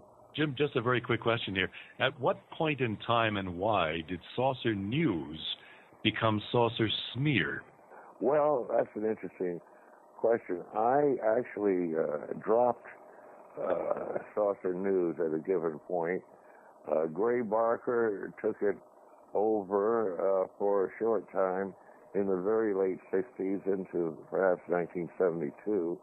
And then there was a gap, and I started up again because Barker just dropped the ball. He couldn't afford to keep the thing going, apparently. So when I came back, I said, well, I'm going to do it differently. I'm not going to try to have serious, long-winded stories by researchers, and I'm not going to try to keep up with everything in the field. I'm just going to enjoy myself. And one of the ways I enjoyed myself was to think of a whatever cute, interesting, or funny title for the magazine, and that's how Saucer Smear came about. Now, for a while, you had a different name for the magazine every issue. Yeah, that was a strange period, yeah.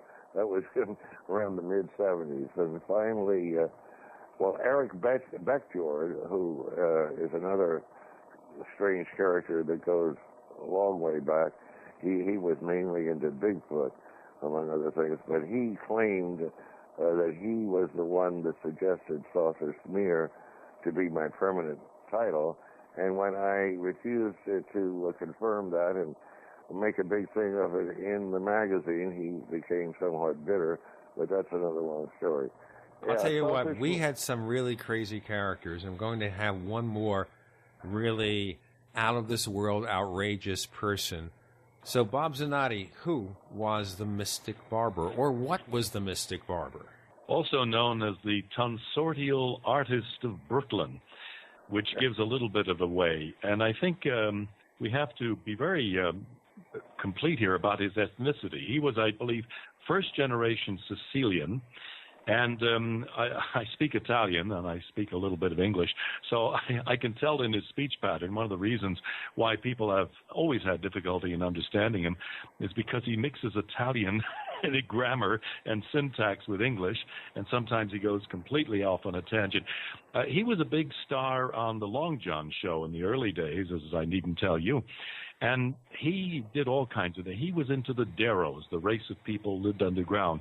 He was very big on astral projection, which, of course, is still around with us today, a big topic of discussion. He was one of the pioneers, can we call him.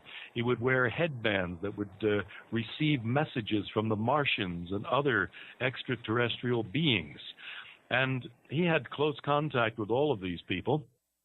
I think he's gone to the center of the earth. He went to Mars frequently, and he had close contact with all of these people. And he lived and breathed this folklore. And I want to tell you, we have a clip coming up here right now, which for technical reasons, it was never broadcast. Not because the quality was no good, but there was a screw-up at the station where I was working, and they forgot to put it on. It was recorded after a Saucer News lecture, and this was the very last show I did at that station. And we understand why when you hear this. This is the Mystic Barber, Andy Sinatra, perhaps distantly related to that other guy named Sinatra. Yeah, I think he claimed to be a distant relative of the other Sinatra, yes. I hope, ladies and gentlemen, you understand this guy. The Deros are a physical being, people that do exist. But the problem is the Deros are a group of demented people that run the earth. You see, I took a trip down there, an astral trip, and they don't kill the people down there. When they're sick and demented, they are put in a certain section of the earth on the ground, and they're taken there, supported there, and taken care by the what they call the more clear-minded people, just like we have institutions over here, mental institutions. The Deros mean that they have a lot of energy and they live on certain mineral stuff there. They give off vibrations. And anyone above the earth of the people who live here in that section receive these vibrations. And they probably cause a lot of kids being delinquent, a lot of people being delinquent because these vibrations are traveling through the earth and affecting the people on the site. Well, Andy, I think a lot of our listeners are familiar with you, basically because they've heard so much about your claim that you are a Martian. Have you had any recent experiences with the Martians? You taken any trips to Mars? Any of them visited your home or anything recently? Well, I did. There's certain things I can't tell you what's developing up there. The Martians are a very low state of intelligence up there. Really, the science and the research work is coming from the planet Uranus. Where the star Nova, a lot of them escaped when they left before it exploded, and they landed in Uranus, and they started civilization there. Tell me, what is the appearance of these Uranians and the Martians? Well, what do they look like? The planetary aspect and biochemistry there, the people in Uranus, and the men are 20 foot tall, and the women about 18 foot tall. And the reproduction organs are in the head. Oh? Well, that should be interesting. Well, it'll show you we're a set back from them. You notice when a child is born on Earth here, you touch the top of his head is soft? Yeah. Because we are offset, because they were our ancestors. I see. But being on Earth here, we've gone through a biological change. Well, tell me, what are the Martians like? Well, they're like similar to us, only they're small people, about 4 foot tall, blue eyes, light brown hair, because being that they live in caves in the sides of the mountain, just like our Grand Canyon, you understand? Yeah. They don't get much sunshine, and consequently, it's lack of sunshine chance to cause the skin to become white and albanic action. They don't get much sunshine. There are people right now listening to this in their cars, and they're right now falling off the road. You know, they're just basically skidding out of control listening to this guy. He does that to people. Gene, did I hear him correctly? He said the Uranians had their reproductive organs on their heads? That's right. Listen, I have to tell you this, guys.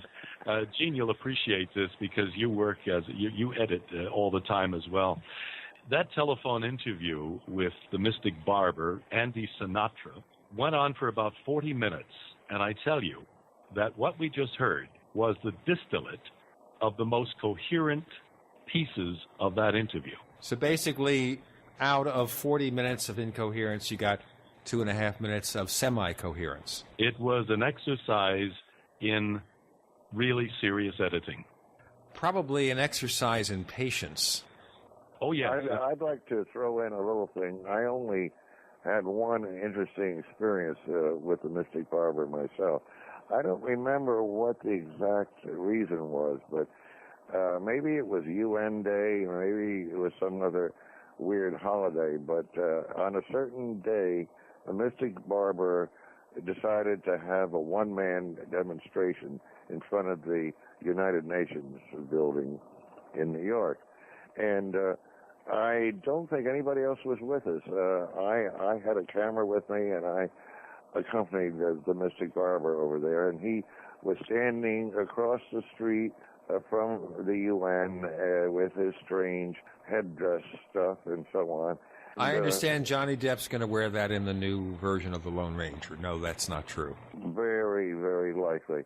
But anyway, he was deliberately attracting attention. I don't think he was yelling or anything, but a cop came over and wanted to know basically what he was up to. I think Andy pulled out some sort of ID, and he was, trying to explain himself incoherently. And while that was going on, I took a picture of the cop talking to Andy, and I put this picture on the cover of the next Saucer News. And I'll tell you what must have been one of the best-selling issues of Saucer News ever. We have Jim Moseley, currently working with Saucer Smear. We have Bob Zanotti with Gene and Chris. You're in the Paracast.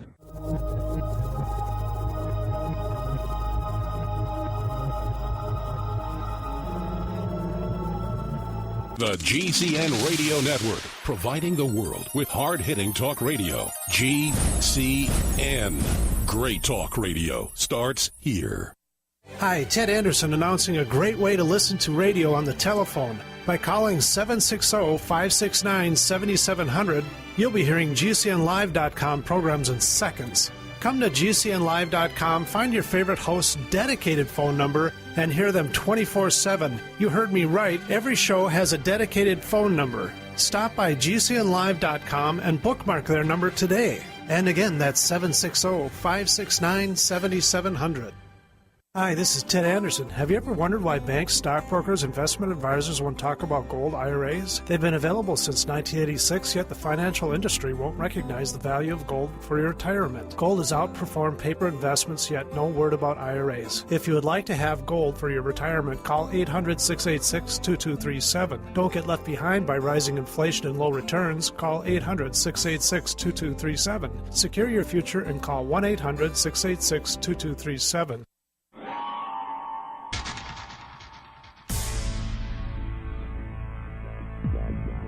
Welcome back to the Paracast, the gold standard of paranormal radio. And now, here's Gene Steinberg. So, Chris, having heard all these personalities so far, who do you think is the wackiest? It's got to be the Mystic Barber, huh? The Mystic Barber, I think, is a couple of brushes short of a... He's a couple of brushes short of something. We haven't figured out what. I haven't figured it out yet, but boy, Bob, that was a great editing job. I never would have known that was condensed down from 45 minutes. I ought to send along the original so you can hear it. I tried to follow. Boy, you guys sure had some characters back then. We don't have the quality of characters, as was pointed out in the last segment, I think. We don't have the quality of characters today. Prophet Yahweh has been one of my favorites over the last 10 or so years. He was quite a character. Speaking of characters, here's somebody that I knew fairly well, and he was probably one of the most brilliant people I ever met. At the same time, that brilliance came with a wink in his eye. You didn't know whether he was telling you the truth or not, or whether he was playing a word game with you.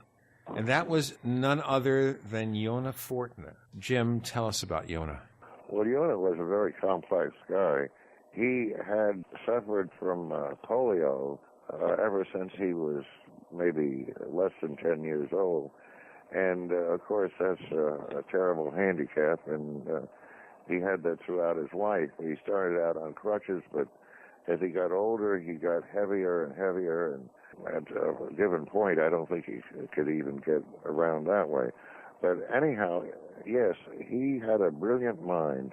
He was a unique guy because, for one thing, since he is long gone, I can say this, he could lie to you, absolutely tell you things that were not true and could not be true, and he would sound just the same, just as convincing and just as serious as if he was telling something that you knew was probably true. So he'd be the guy who could beat the lie detector test.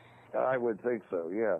Yonah also came up with a theory of extraterrestrialism, and he used the name Y.N. Ibn Aharon. Why did he do that? That was supposedly his Hebrew name? Yeah. Fortner was his stepfather's name.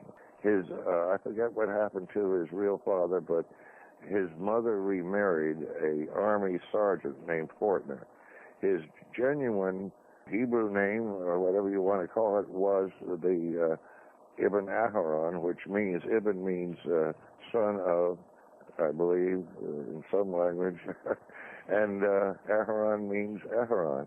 Now, in this particular segment, Yonah is railing against the new leadership of an organization called the Borderland Sciences Research Associates. And understand, folks, this is an organization that came out in the 1940s that was talking about creatures, beings, whatever, from other dimensions. One of the founding theories about alternative UFO research is about 4D UFOs.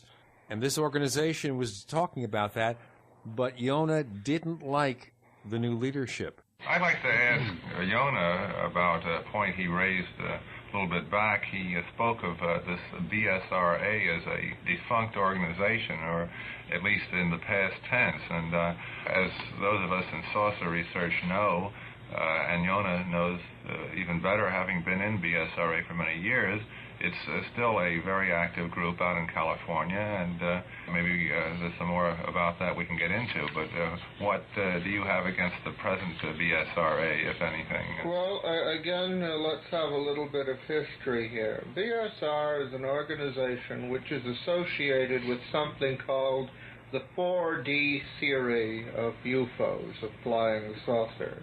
The 4D theory is again predicated upon ancient occult concepts that tell us that the universe is the result of a set of vibrations. As you move up and down this scale of vibrations, you get a manifestation and demanifestation, and you get a whole series of parallel universes. And so according to the BSRA theory, the saucers don't come from other worlds, and yet they're not made on our world. They're made on other worlds which are next to our world. These worlds exist in the same space as we do, but not on the same level of vibration. BSRA was organized way back in 1937 by a retired university professor, Dr. Newton Meade Lane, who had been a professor of Romance languages at the University of Wisconsin. Dr. Lane lived in San Diego, California, and he got to know, shall I say, a number of people who thought of things as he did. And they were basically way out people interested in the borderland regions of physics and cosmology and chemistry. And they organized the Flying Roll Group, which a few years later became Borderland Sciences Research Associates. The organization enjoyed a certain modest celebrity among the occult societies here and in other countries, and a good deal of prestige. And in 1957, Dr. Lane's health began to fail. So we have this interesting panorama, or this interesting view of an aging gentleman who needed a bit of money for his retirement. And so he wanted to sell out, a perfectly legitimate thing. BSRA was in effect a small business, I suppose you might say, and it did make money, which is a great novelty in this sort of thing. The public may think that all these magazines earn money, that this is not true. BSR is almost unique in that respect. And so he sold out to a gentleman, and this gentleman felt that Dr. Lane had no right to sell the organization because it was a membership organization, and he adduced some kind of a commentary on the laws of the state of California. And Dr. Lane eventually died of a cerebral hemorrhage without ever having received his money. His widow still has not received the money. Meanwhile, taking advantage of the mailing list built up by Dr. Lane over a period of 20 years, and this is the kind of undertaking where a mailing list will make you or break you, you see.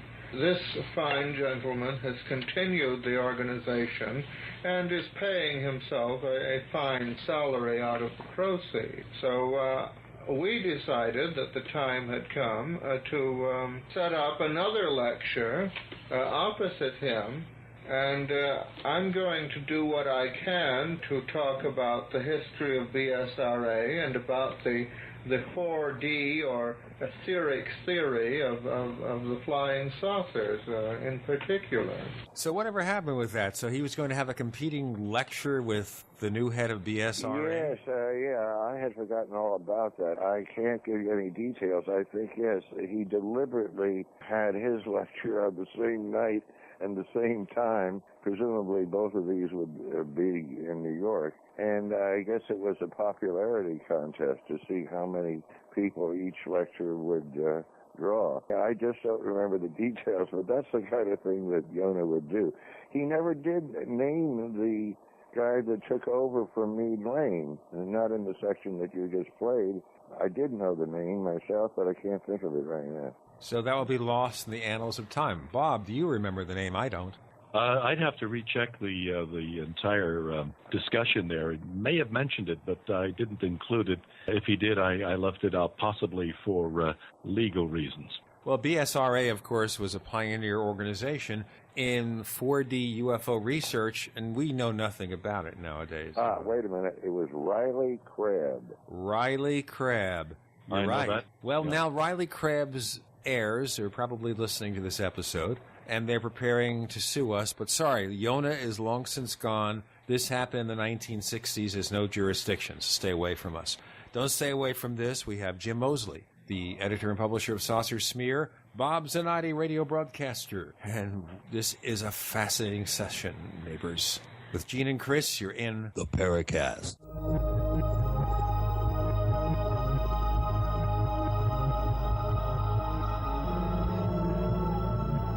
We also have swag.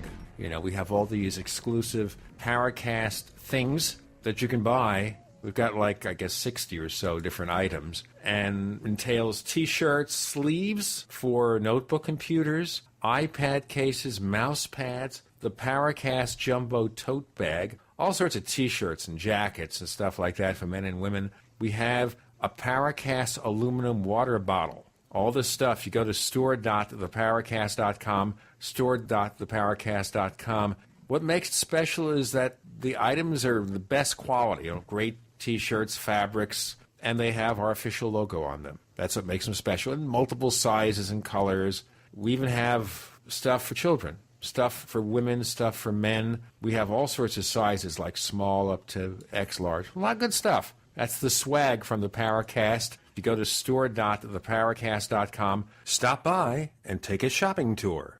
Digestive health is the key to wellness and elimination of toxins. That bears repeating. Digestive health is the key to wellness and elimination of toxins. And Pro EM1 Daily Probiotic Cleanse is the key to digestive health. Pro EM1 is a powerful liquid probiotic, strong enough to cleanse, gentle enough to use every day. Pro EM1 is dairy, wheat, and soy-free, contains all natural and certified organic ingredients, contains no preservatives or animal products, supports a healthy digestive and immune system, supports weight loss, improves absorption of food nutrients, aids in controlling yeast infections, is never freeze-dried, and uses 3 groups of live, viable, beneficial microbes to cleanse and remove toxins. Order Pro EM1 Daily Probiotic Cleanse at Terraganics.com, spelled TerraGanix.com, Terraganics.com.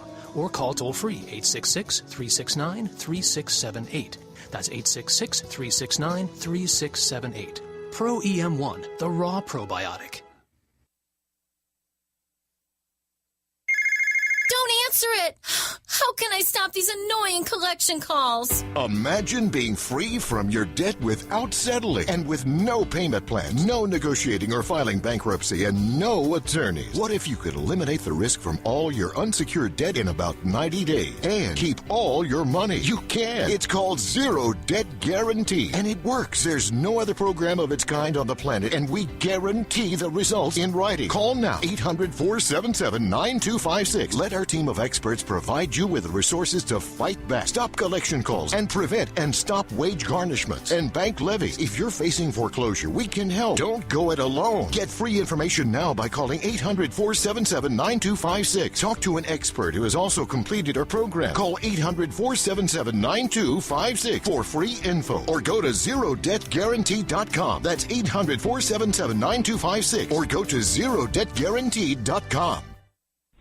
Love gardening but don't love seeing your hard work destroyed by wildlife? Then use the #1 most effective deer and rabbit repellent you can buy, Plant Skid. Plant Skid repellent protects gardens, trees, and landscaping by emitting an odor that browsing animals associate with predators. So animals avoid plants before they nibble, not after. Plant Skid is made in the U.S. from non-toxic, 100% organic, environment, and pet-friendly ingredients.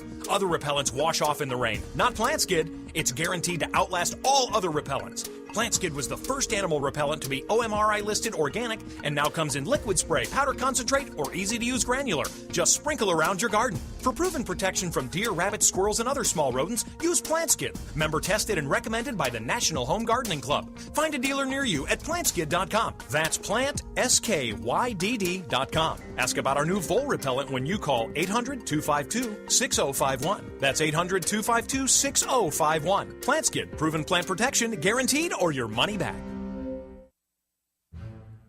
We'd like to hear from you. If you have a comment or question about the Paracast, send it to news@theparacast.com. That's news@theparacast.com. And don't forget to visit our famous Paracast community forums at forum.theparacast.com. Yes, Yonah Fortner was quite a character. Now, he told me a story, and as you say, Jim, Yonah could tell stories. He said that he, after he had gone to the West Coast, don't know when that happened, he was an influence when George Lucas created the character of Yoda. He said it was based on Yonah. What was the name of the character? Okay, you never saw the Star Wars movies, did you, Jim Moseley? Not that much, no. Okay. I always figured that I got enough science fiction in the UFO field to the point that I didn't actually need to go into admitted science fiction, so I kind of avoided it. Well, I knew Yonah somewhat in his final years. He sent me some copies of magazines that contained stuff about UFOs and Fortean events. And then he was gone. Yonah Fortner, but also one of the pioneers in investigating ancient astronauts. No, I believe it was sometime around 2005 that Yonah died. That's what I was saying. Right. He wasn't a very old man even then. He must have been in his early 70s, late 60s, something like that. Could I ask a question here about Yonah? I have in my mind that I know he was a theologian, very deep into theology. He was a biblical and probably Talmud scholar as well, and a great linguist. But was he actually, or wasn't he actually, also an ordained rabbi? Let me take that one. He, I think I mentioned before, he could tell a story with no foundation of truth as well as one that was true. He had degrees that I couldn't repeat because I don't remember them, but he had at least a couple of degrees from institutions that at least I had never heard of. Whether these were real or not, I haven't the faintest clue. I never saw any proof of them. But he did say in later years, when he was still in New York before he moved out to California, he did finally get a real degree from Columbia University. Now, I never saw any proof of that either. But with or without a degree, he could talk endlessly and very intelligently. He was really a unique character. Now, you, Jim, had a second life. You would go to Peru, and you did, shall we say, amateur archaeological expeditions, or as you called it, grave robbing. You'd retrieve ancient artifacts and such. Amateur archaeology sounds much nicer. As I get older, I think I'd rather call it that. Rather than confessing yourself to be a grave robber. But there was a time that you went on Bob's show with Yonah in 1964 where you talked about, and you can explain this after this brief segment, you talked about some buried treasure in Peru that you possibly were in a position to recover, and maybe it was worth a fair amount of money. Let's hear Jim and Yonah talk about it, and then maybe Jim can give us some background. Yes, I became quite well known for my my activities, you might say, and to the point that I found it advisable to sell my property in Peru back in 1960 and 61, and I haven't been back since.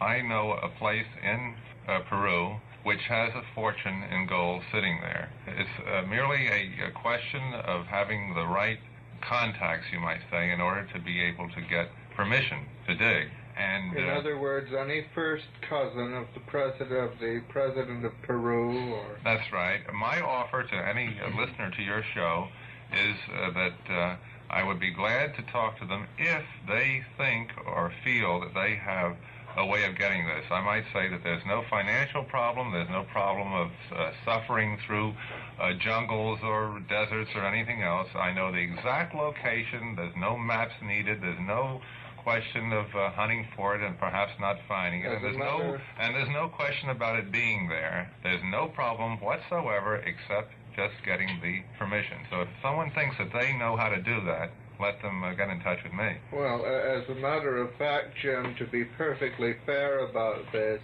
the reason why that treasure is still there is because no one has been able to get permission to take it out, and it's in such a public place that the authorities don't dare take it out either. But would you agree with me, Yonah, from what you've heard about it, that it would run into many thousands of dollars if it were dug up? Oh, I think it might go into a bit more than that. I'll tell you what, we're going to stop the segment there because we don't have enough time, but let's have the background, Jim.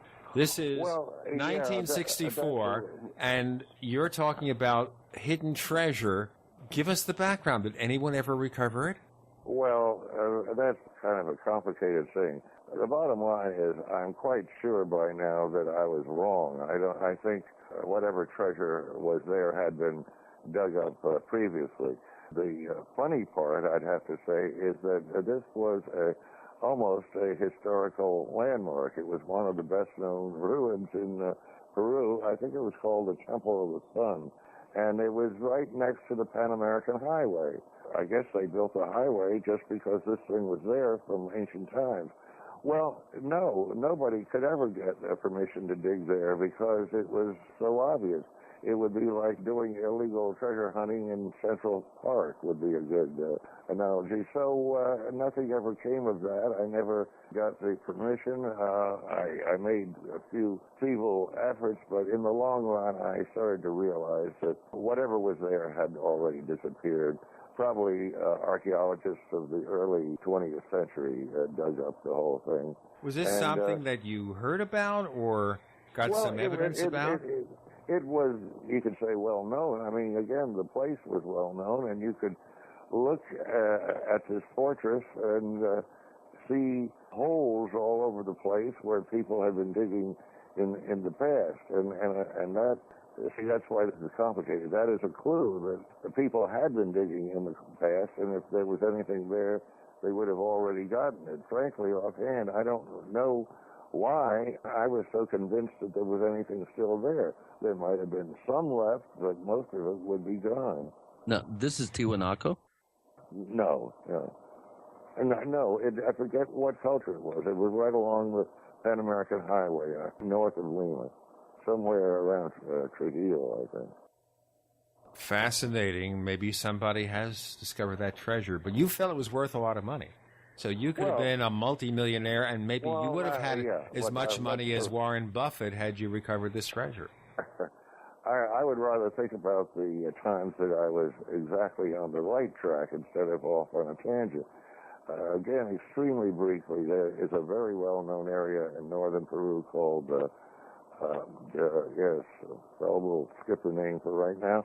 And I did get permission from the ranch owner to dig, and we did dig up a vast amount of pottery, and on one very good day out there, Baton Grande, of course. Anybody that knows Peruvian archaeology that's listening would know that name. And you can give any value to it that you want. That, again, depends on very complex structures. But I like to say now, somewhere around $500,000 in gold in one day, in one tomb. Wow. Jim Moseley, editor of Saucer Smear, joining us with Bob Zanotti and Gene and Chris. You're in the Paracast.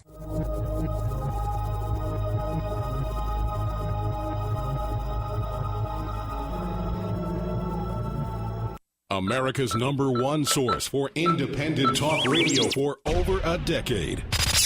We are the GCN Radio Network. Graphic Converter is the image manipulation tool for the rest of us. It does not use any database. You get full control of all your files. Want to view the images of a folder? Drag it into Graphic Converter, and a powerful browser opens up to show your image files. You could use it for slideshows. You could use it to import images from digital cameras or from scanners. Need to do some image editing? You can do that too in Graphic Converter. Also print catalogs. Convert from so many formats I can't even list them. Download now to see if Graphic Converter is good for you, like 1.5 million other users. Guess what? You could save money when you buy Graphic Converter. Use the coupon code NIGHTOWL. Use the coupon code NIGHTOWL to get a special price for Graphic Converter. Go to lemkesoft.com. That's LEMKE soft.com. lemkesoft.com. LEMKE soft.com. Hello? Congratulations. For what? For losing all that weight. How'd you do it so fast? ASAP. ASAP what? What's that mean? Are you ready to get as skinny as possible, as soon as possible, as simple as possible, and as sexy as possible? I'm listening. Then get with the ASAP program. It's real and it works. No smooth talk, no slick advertising, and no exaggerated claims of success. I've got to know more. Welcome to ASAP, as slim as possible. Whether you have 10, 20, or 50 pounds to lose, ASAP is your weight loss answer. ASAP targets the abnormal fat reserves and makes them available to be burned as fuel and contains no caffeine or hormones. Order ASAP at wholesale prices or join the team to share the business with others. Visit GCNteam.com or call 877-878-4203. GCNteam.com or call 877-878-4203. Lose weight and look great with ASAP, as slim as possible. For a long time, you've heard me talk about building your own food supply with eFoods Direct. As a listener, you know why you need to have a supply of the best storable food on the planet. Every day, we document the attempts to take control of our lives. But there's one thing we can all control, your greatest dependency, food. eFoods Direct products are made with only the best ingredients and none of the trash and contaminants like trans fats, GMOs, or MSG. This food is nutrient dense and tastes great. It's simple to make, portable, and has a shelf life of up to 25 years. Now with eFoods Direct, you'll get the most affordable, best tasting food you can buy. And the new products and pricing will blow you away. Compared to other food sources, including home-cooked meals, you can cut your food cost in half. You just can't afford to ignore this. Call 800-409-5633 or go to efoodsdirect.com/Alex for specials. Don't let this offer pass you by. Call 800-409-5633 or efoodsdirect.com/Alex. More of the best for less, guaranteed. If you owe the IRS money you can't pay, then listen carefully, because you already know that the problem won't go away by itself. You can get help today from the leading tax expert in the country, Dan Pilla. Hi, I'm Dan Pilla. The IRS isn't going to just forget about you. Right now, the IRS is hiring thousands of tax collectors to go after delinquent accounts just like yours. That's why you need to take action today, and I can help. I take a simple but proven approach to solving your tax debt problem. First, I stabilize collections so you don't have to worry about wage and bank levies. Next, I build a detailed plan to get your debt reduced to the fullest extent possible, sometimes even eliminated. Finally, I work with you every step of the way to get your problem solved once and for all. So call now for a free consultation. Call 1-800-346-6829. Dan Pilla will solve your tax problem, guaranteed. He's helped thousands of people, and he can help you too. Call us today at 800-346-6829. That's 800-34-NO-TAX.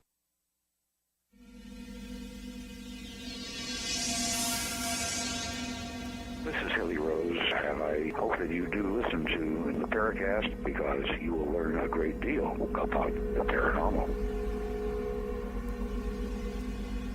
Bob Zanotti, Jim Moseley on the Paracast with Gene and Chris. Fascinating visit to the 1960s and the very unique and sometimes over-the-top or outrageous personalities. And one of the more fascinating guys that I knew then, he was one of my favorite people. Certainly in addition to Jim, of course, and Bob. But we're talking about Yonah, of course. Yonah Fortner was one of my favorites. But also Jack Robinson. Tell us about Jack Robinson.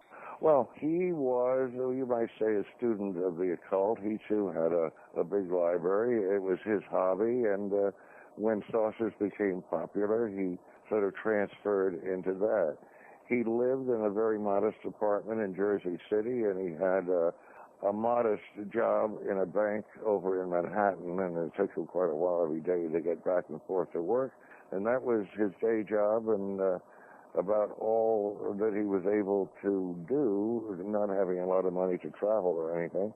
And he was just one of the inside circle, and he was on Zanotti's show and Long John's and so forth. He was an interesting guy, long gone. That's all I can tell you. I would just like to add this very quickly. He was also very big on yoga, and he was an amateur hypnotist. That is correct, yes. Yes, I saw him hypnotize somebody one time. I think he really knew how to do it, yeah. He was a fascinating character. And this particular story, he's taking us back to the time before he met his second wife, Mary, back in the 1940s. And the background is, at that time, he was a reader of Amazing Stories magazine. And Amazing Stories ran, I guess, novels or short novels from Richard Shaver, who claimed to have visited beings in the caves. They were first presented as science fiction, heavily edited by the editor of Amazing Stories, of course, Ray Palmer. As listeners to the Paracast know, I met and knew Ray Palmer very slightly. I also met Richard Shaver and knew him more than slightly. We exchanged lots of correspondence over the years. But this takes us to Jack Robinson during World War II, where he's living by himself in a rooming house and meets this very curious character. Part 1, Jack Robinson tells us about Steve Brody. The story happened back in the latter part of the year 1944. I moved into a house, the rooming house. I later learned that Steve Brody lived down below me. He picked a larger room directly beneath mine as a studio. He painted. Steve, it seemed, did not trust people necessarily for some odd reason. He seemed to fear people. His eyes looked sad. As a matter of fact, he looked almost as if he were ready to cry. He, first of all, never ate meat. Second, he seemed to be afraid that someone might be attempting to sneak up behind him. He also had a habit of glancing back over his shoulder as if he were still afraid that someone might be sneaking up behind him. If I were on the street with him at all, why, he'd continually look behind him.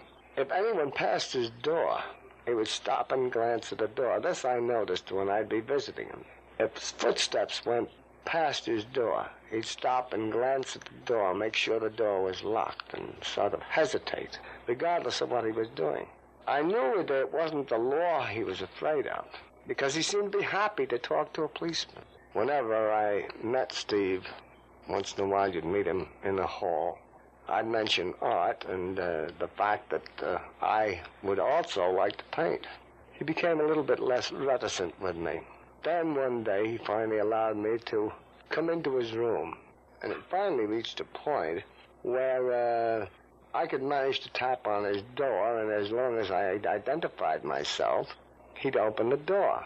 I know now that what he was painting was perhaps unconscious memory, although at the time he couldn't tell me where he got the ideas from.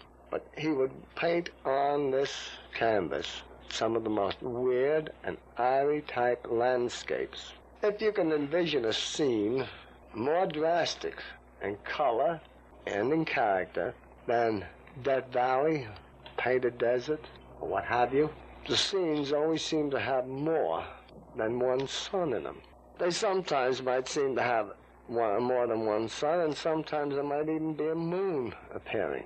The scenes would have more than one shadow sometimes. We'll say that there were only one sun, but there would be a stronger shadow from another direction than cast by the light of that sun.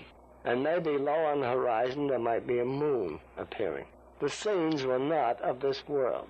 And I don't know why it was, but I always got the feeling when I glanced at these pictures that some odd, weird type of creature might suddenly come jumping over the hill after me or come out from behind. I always got the feeling that I didn't want to be on that particular planet or place. And if I were there, I would have wanted to have left immediately. This time of my life was in around the time when the Shaver mystery first started. And I picked up the first issue of the Shaver mystery, the one that contained I Remember Lemuria. As I came home, ascended the stairs and noticed a light under Steve's door. After identifying myself, he let me in the room. Suddenly, Steve noticed, while talking with him, he noticed the magazine stuck in my coat pocket. It was sort of a colorful edition. I think there was red sticking out of the pocket. And he says, "What's that in your overcoat pocket?" And I told him, I said, it's just a book some fellow has written. It has a story in it about some people that live underground. And Steve looked startled, frightened. And then all of a sudden, he blurted out the word Dero. He has mentioned a word that he shouldn't know. Why did he know it? And I persuaded him finally. Under a very, very strict personal promise that I would not reveal what he was about to tell me. And there's only one reason why I am revealing that, as I'll tell you later on, about an incident that had happened to him. It seemed that 7 years before he had met me, he was out in the West with a friend. And they were in that region because they were working in regards to sort of a pet project that Steve had. The idea was to gather sort of semi-precious stones and to mount them and sell them in sort of jewelry. And that way they managed to make a little bit of money. And they went out there because there was a mesa out there which seemed to have a certain kind of stone that they particularly wished to obtain and then to probably grind down and to mount into rings or pins or what have you. They got out to the town that was nearest to the mesa, although it was a long way away. The people in this town, and I don't know why, I'm not sure, but I sort of gathered from questions that I threw at Steve that the town was in Arizona, although Steve would never tell me the name of the town. But the people in this town didn't want these two men to go out on the desert. They warned them, said that several people had disappeared without any trace in that section of the desert out toward that mesa. And Steve and his partner laughed off the warnings, purchased enough provisions to last them for a little while, and left the next morning. Steve and his partner reached the base of the mesa, which towered up above them. They sort of set up a little bit of camp and started searching for the semi-precious gems that they were looking for. And while they were doing so, he heard his companion utter a, what would he say, expletive, all right? At any rate, Steve looked up, and as he did, he saw a black, cowled figure, which seemed to come right out of the rock at the base of the mesa. And this, he said, was joined by another figure, which is also black and cowled. Part 2 of the Steve Brody story coming from the late Jack Robinson. You're with Gene and Chris. You're in the Paracast.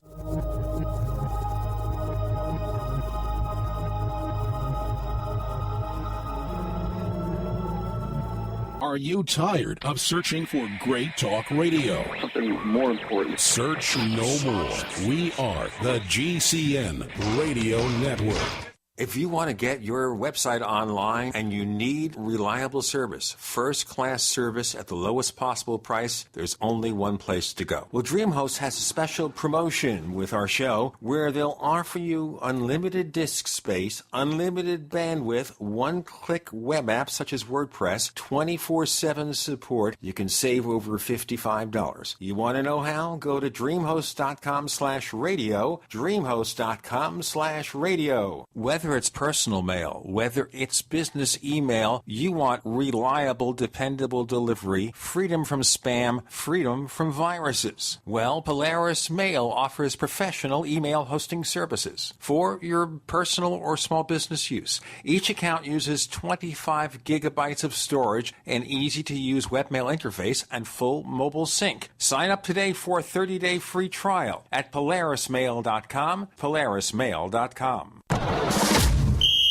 And now another Centos game changer with sports broadcaster Aaron Andrews. I'm here at my favorite car rental in sunny Miami. With me is the manager, Beth. I see your team has a new look for this season. Yeah, they just got uniforms, and my female employees are especially excited about the great styles. This flat out wasn't an option when men's uniforms were the only choice. Well, it seems these young ladies are really hustling out here. What made the change for you? Yeah, well, our playbook hinged on one big detail: women's workwear by Cintas. These clothes are designed by women for women. When they look good, they're happier, and our guests notice. Well, judging by their extra effort, this team is going to the next level with Cintas uniforms. Let's go up to the booth for more. Finally, a line of women's workwear they want to wear. This is one of many expert services Cintas can tackle for your business. Don't settle for less. Call Cintas at 1-800-CINTAS-6 or visit Cintas.com/radio and tell them to bring in the team with the white truck. Attention, mindless criminals, thugs, and thieves. Go ahead, break a leg. American homeowners are fed up with your door kick-ins and forced entries. We now dare you to try your boot against any door reinforced with the Door Sentinel. The Door Sentinel pack includes a steel door jamb plate with 3.5-inch screws, a lock shield, and hinge shields. The Door Sentinel installs in minutes, securing any front, side, or back doors, even French doors. Criminals, be forewarned, your leg will break before the Door Sentinel will budge. Even if you have an alarm system, back it up with the Door Sentinel. Basic products starting under $20. Order your Door Sentinel today for your home, garage, or any building you own or rent at mysafedoor.com. That's mysafedoor.com or call 678-648-6757. That's 678-648-6757. Get your peace of mind back with Door Sentinel. The Door Sentinel. Always on guard. Introducing a diabetes breakthrough, an easy, natural, organic way to bring relief to diabetics. Introducing MDS Forte, a concentrated super-strength extract formulated for those who are looking for relief. What can MDS Forte do for you? MDS Forte reduces glucose levels safely and effectively, reduces cholesterol and triglyceride levels, increases HDL or good cholesterol while reducing LDL or bad cholesterol. MDS Forte reduces A1C, improves eyesight and circulation to the limbs, and helps with weight loss. Is non-toxic, caffeine-free, 100% natural, 100% organic, and comes with a 100% money-back guarantee. Waiting for the side effects disclaimers? With MDS Forte, there are none. Order a 25-day treatment of MDS Forte by calling 213-405-5355, 213-405-5355, or visit bestbloodsupport.com. That's bestbloodsupport.com for MDS Forte, a diabetes breakthrough.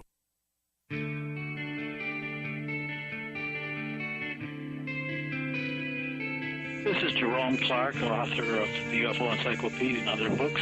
You're listening to the Paracast. A cliffhanger, right? Part 2 of the Steve Brody story on the Paracast with Gene and Chris and Bob Zanotti and Jim Moseley. We hear more from Jack Robinson. The first figure, Steve told me, pointed a sort of a slim, rod-like instrument, almost pencil-like, he said, in his direction, and Steve said that he was unable to move. He did hear his partner, who was farther away and behind him, and get to his feet and start to run. And Steve said the second figure pointed a similar type rod at this partner of his, only from this rod, a light emanated. And Steve heard a scream when this intense, thin beam of light emanated from this. And his partner, he heard scream, and then he began to smell burned flesh. In the meanwhile, since he couldn't move, he couldn't see what had happened to his partner. The second figure then left the base of the mesa, came towards Steve, and he had what Steve described as a couple of, well, he said it was somewhat like a headset, except that it wasn't a headset. The type of instrument, whatever it was, went behind Steve Brody's ears. And Steve said from then on he knew nothing until he awakened later on. He awakened in a cage, he said. And at this point, Steve showed me. It left a scarred place in his head in which no hair grew. A section behind both ears as large as, not quite as large as a $half, but about that size. At any rate, all that Steve remembers about his captivity, because this is exactly what it was that he was awakened 3 or 4 times. I don't remember which it was, he told me, whether it was 3 or 4 times. But each time he was penned up with other humans, male and female. And it would seem that these other people knew something about where he was, because they told him he was in an underground cave, that he was a Dero slave, and they mentioned the word Dero evidently to him, because this is where he got the idea. They kept telling him he was in the caves, that the masters were the Deros, and that they were cruel. Well, at any rate, when Steve was evidently finally released, although how, he didn't know, or why he didn't know, he said he merely found himself fully conscious, walking down Broadway in New York City. And he had on much the same clothes, exactly the same clothes, I should say, not much the same clothes. He had on exactly the same clothes he had been wearing on his prospecting trip, except they were a little bit older, a good deal older.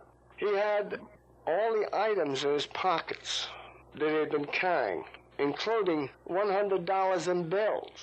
And he had the persistent feeling that this had been only practically yesterday. Although, when he felt his beard, it denied the fact that it had been yesterday, for he had a very long beard. Steve went in and got a haircut and a shave. And what he did was the particular time that he discovered what the date was, because he had a chance to pick up and look at the newspaper, and he discovered that he had lost 2 years from his life. To more or less finish the story, I had kept my mouth shut about this while I knew Steve, while I lived at the furnished room, because in around this date, I met my wife, Mary, and we then moved away. I moved into another town. And, I don't know exactly how long ago it was. I forget exactly how long ago after that it was, that I came back to see Steve. I made a special trip into Jersey City, only to learn that Steve no longer lived there. The only thing was, the landlady wanted to know if I found out where he lived, please tell her, because she wanted to send him his things. I finally said good day to her and started out. And as I came out of the house, I ran into a chap who was a traveling salesman who lived on the first floor. Now, he knew Steve. He more or less figured that Steve was a nut because he was so peculiar. And I said, I can't understand why Steve would sort of lead the way he did. He said, you know, there's something funny about that guy. He said, I saw him. He said, shortly after the landlady said he left. I said, where? He said, well, you know, he says, I travel all over the West and all. I said, I know. He says, I saw him on a train in Arizona, and you know, he was drunk or drugged or something. He says, I don't know. I said, what do you mean? He never took drink. He wouldn't take drugs, and I don't see how he could be doped if he didn't take drugs or anything. He said, well, I walked up to him, and he says, I spoke to him. He said, he never even looked at me. He was sort of glancing sideways out of the window of that train. He said, somewhere in a little town in Arizona, he says, I don't even remember the name of the town, just a little whistle stop. He says, and I went up ahead, he said, to the lavatory. He said, train stopped, he said, and I came out. He says, and Steve was gone. He evidently got off at that little station now. He says, I don't know why, because there wasn't anything there for anybody. And I'm afraid that, to my knowledge, that's about the most I can tell you about what happened to Steve Brody. It would seem to me that the Bureaus had him again in some way, possibly under some type of mech ray or what have you, mind control of some sort, and that Steve won't be back again. And darn it all, anyhow, it's the thing that got me into the shaver mystery and into the flying saucer field. So, Jim Moseley, what was your take on this story that Jack Robinson told so many times in so many places? Well, now that I hear it again, I remember it vaguely. I think I told you on the phone the other day, I'm not even sure if Jack Robinson believed it. I rather think, although I can't prove it, that this was something he had heard. He didn't make up the story. It's just a question of whether he believed it or if anybody else should believe it. I think it was interesting and different, and it was like a calling card that he had when he wanted to meet other people in the occult field and later on in the saucer field. It was sort of an introduction that gave him something special and weird and interesting to talk about. And whether he really took it all that seriously, I certainly don't know. Whatever Steve was, he was indeed extremely strange, if not worse than that, and whether the Bureau part is true or not, it doesn't really matter. That's what I would say. What's your take on it, Bob? You've heard this story many times. Yes, and I can remember sitting there at the table in Jersey City. I think you were there too at the time, Gene, and watching it, and I've spoke many times to Jack. He was always a sincere individual. I always had a lot of faith in him. I trusted him. It would be hard for me personally to think that he made this up. I mean, I can't say he didn't. I can't be sure. But my gut feeling is I believe he is telling an accurate story the way at least he perceived it or lived it. I can't see him making up something like this. It just doesn't. Oh, no, I'm not saying that he made it up. I'm saying that he did hear it, and he probably repeated it correctly, but that doesn't mean he believed it. Jim Moseley, tell our listeners where they can find Saucer Smear. Saucer Smear is available at P.O. Box 1709, Key West, Florida, 33041. We'll send you a free sample copy of Saucer Smear, and if you like it, you can send us some money sometime down the line and go on from there. Bob Zanotti, do you have any current projects? Well, my pet project, I worked for Swiss Radio International for 32 years. That station closed. It was a shortwave broadcasting station. When it closed, I decided to keep the tradition of English language classic radio reporting alive, so I started SwitzerlandInSound.com. If you have any interest in Switzerland, features, places to go, destinations, the culture, the politics, the society, it's all there. And if you look under vintage features, you'll find a few choice offbeat features that I did over the years.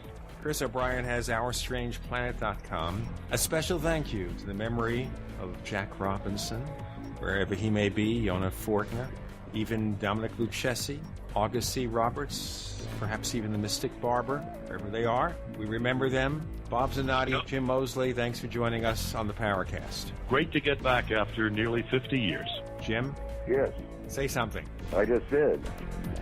The Paracast, featuring Gene Steinberg and Christopher O'Brien, is a copyrighted presentation of Making the Impossible Incorporated.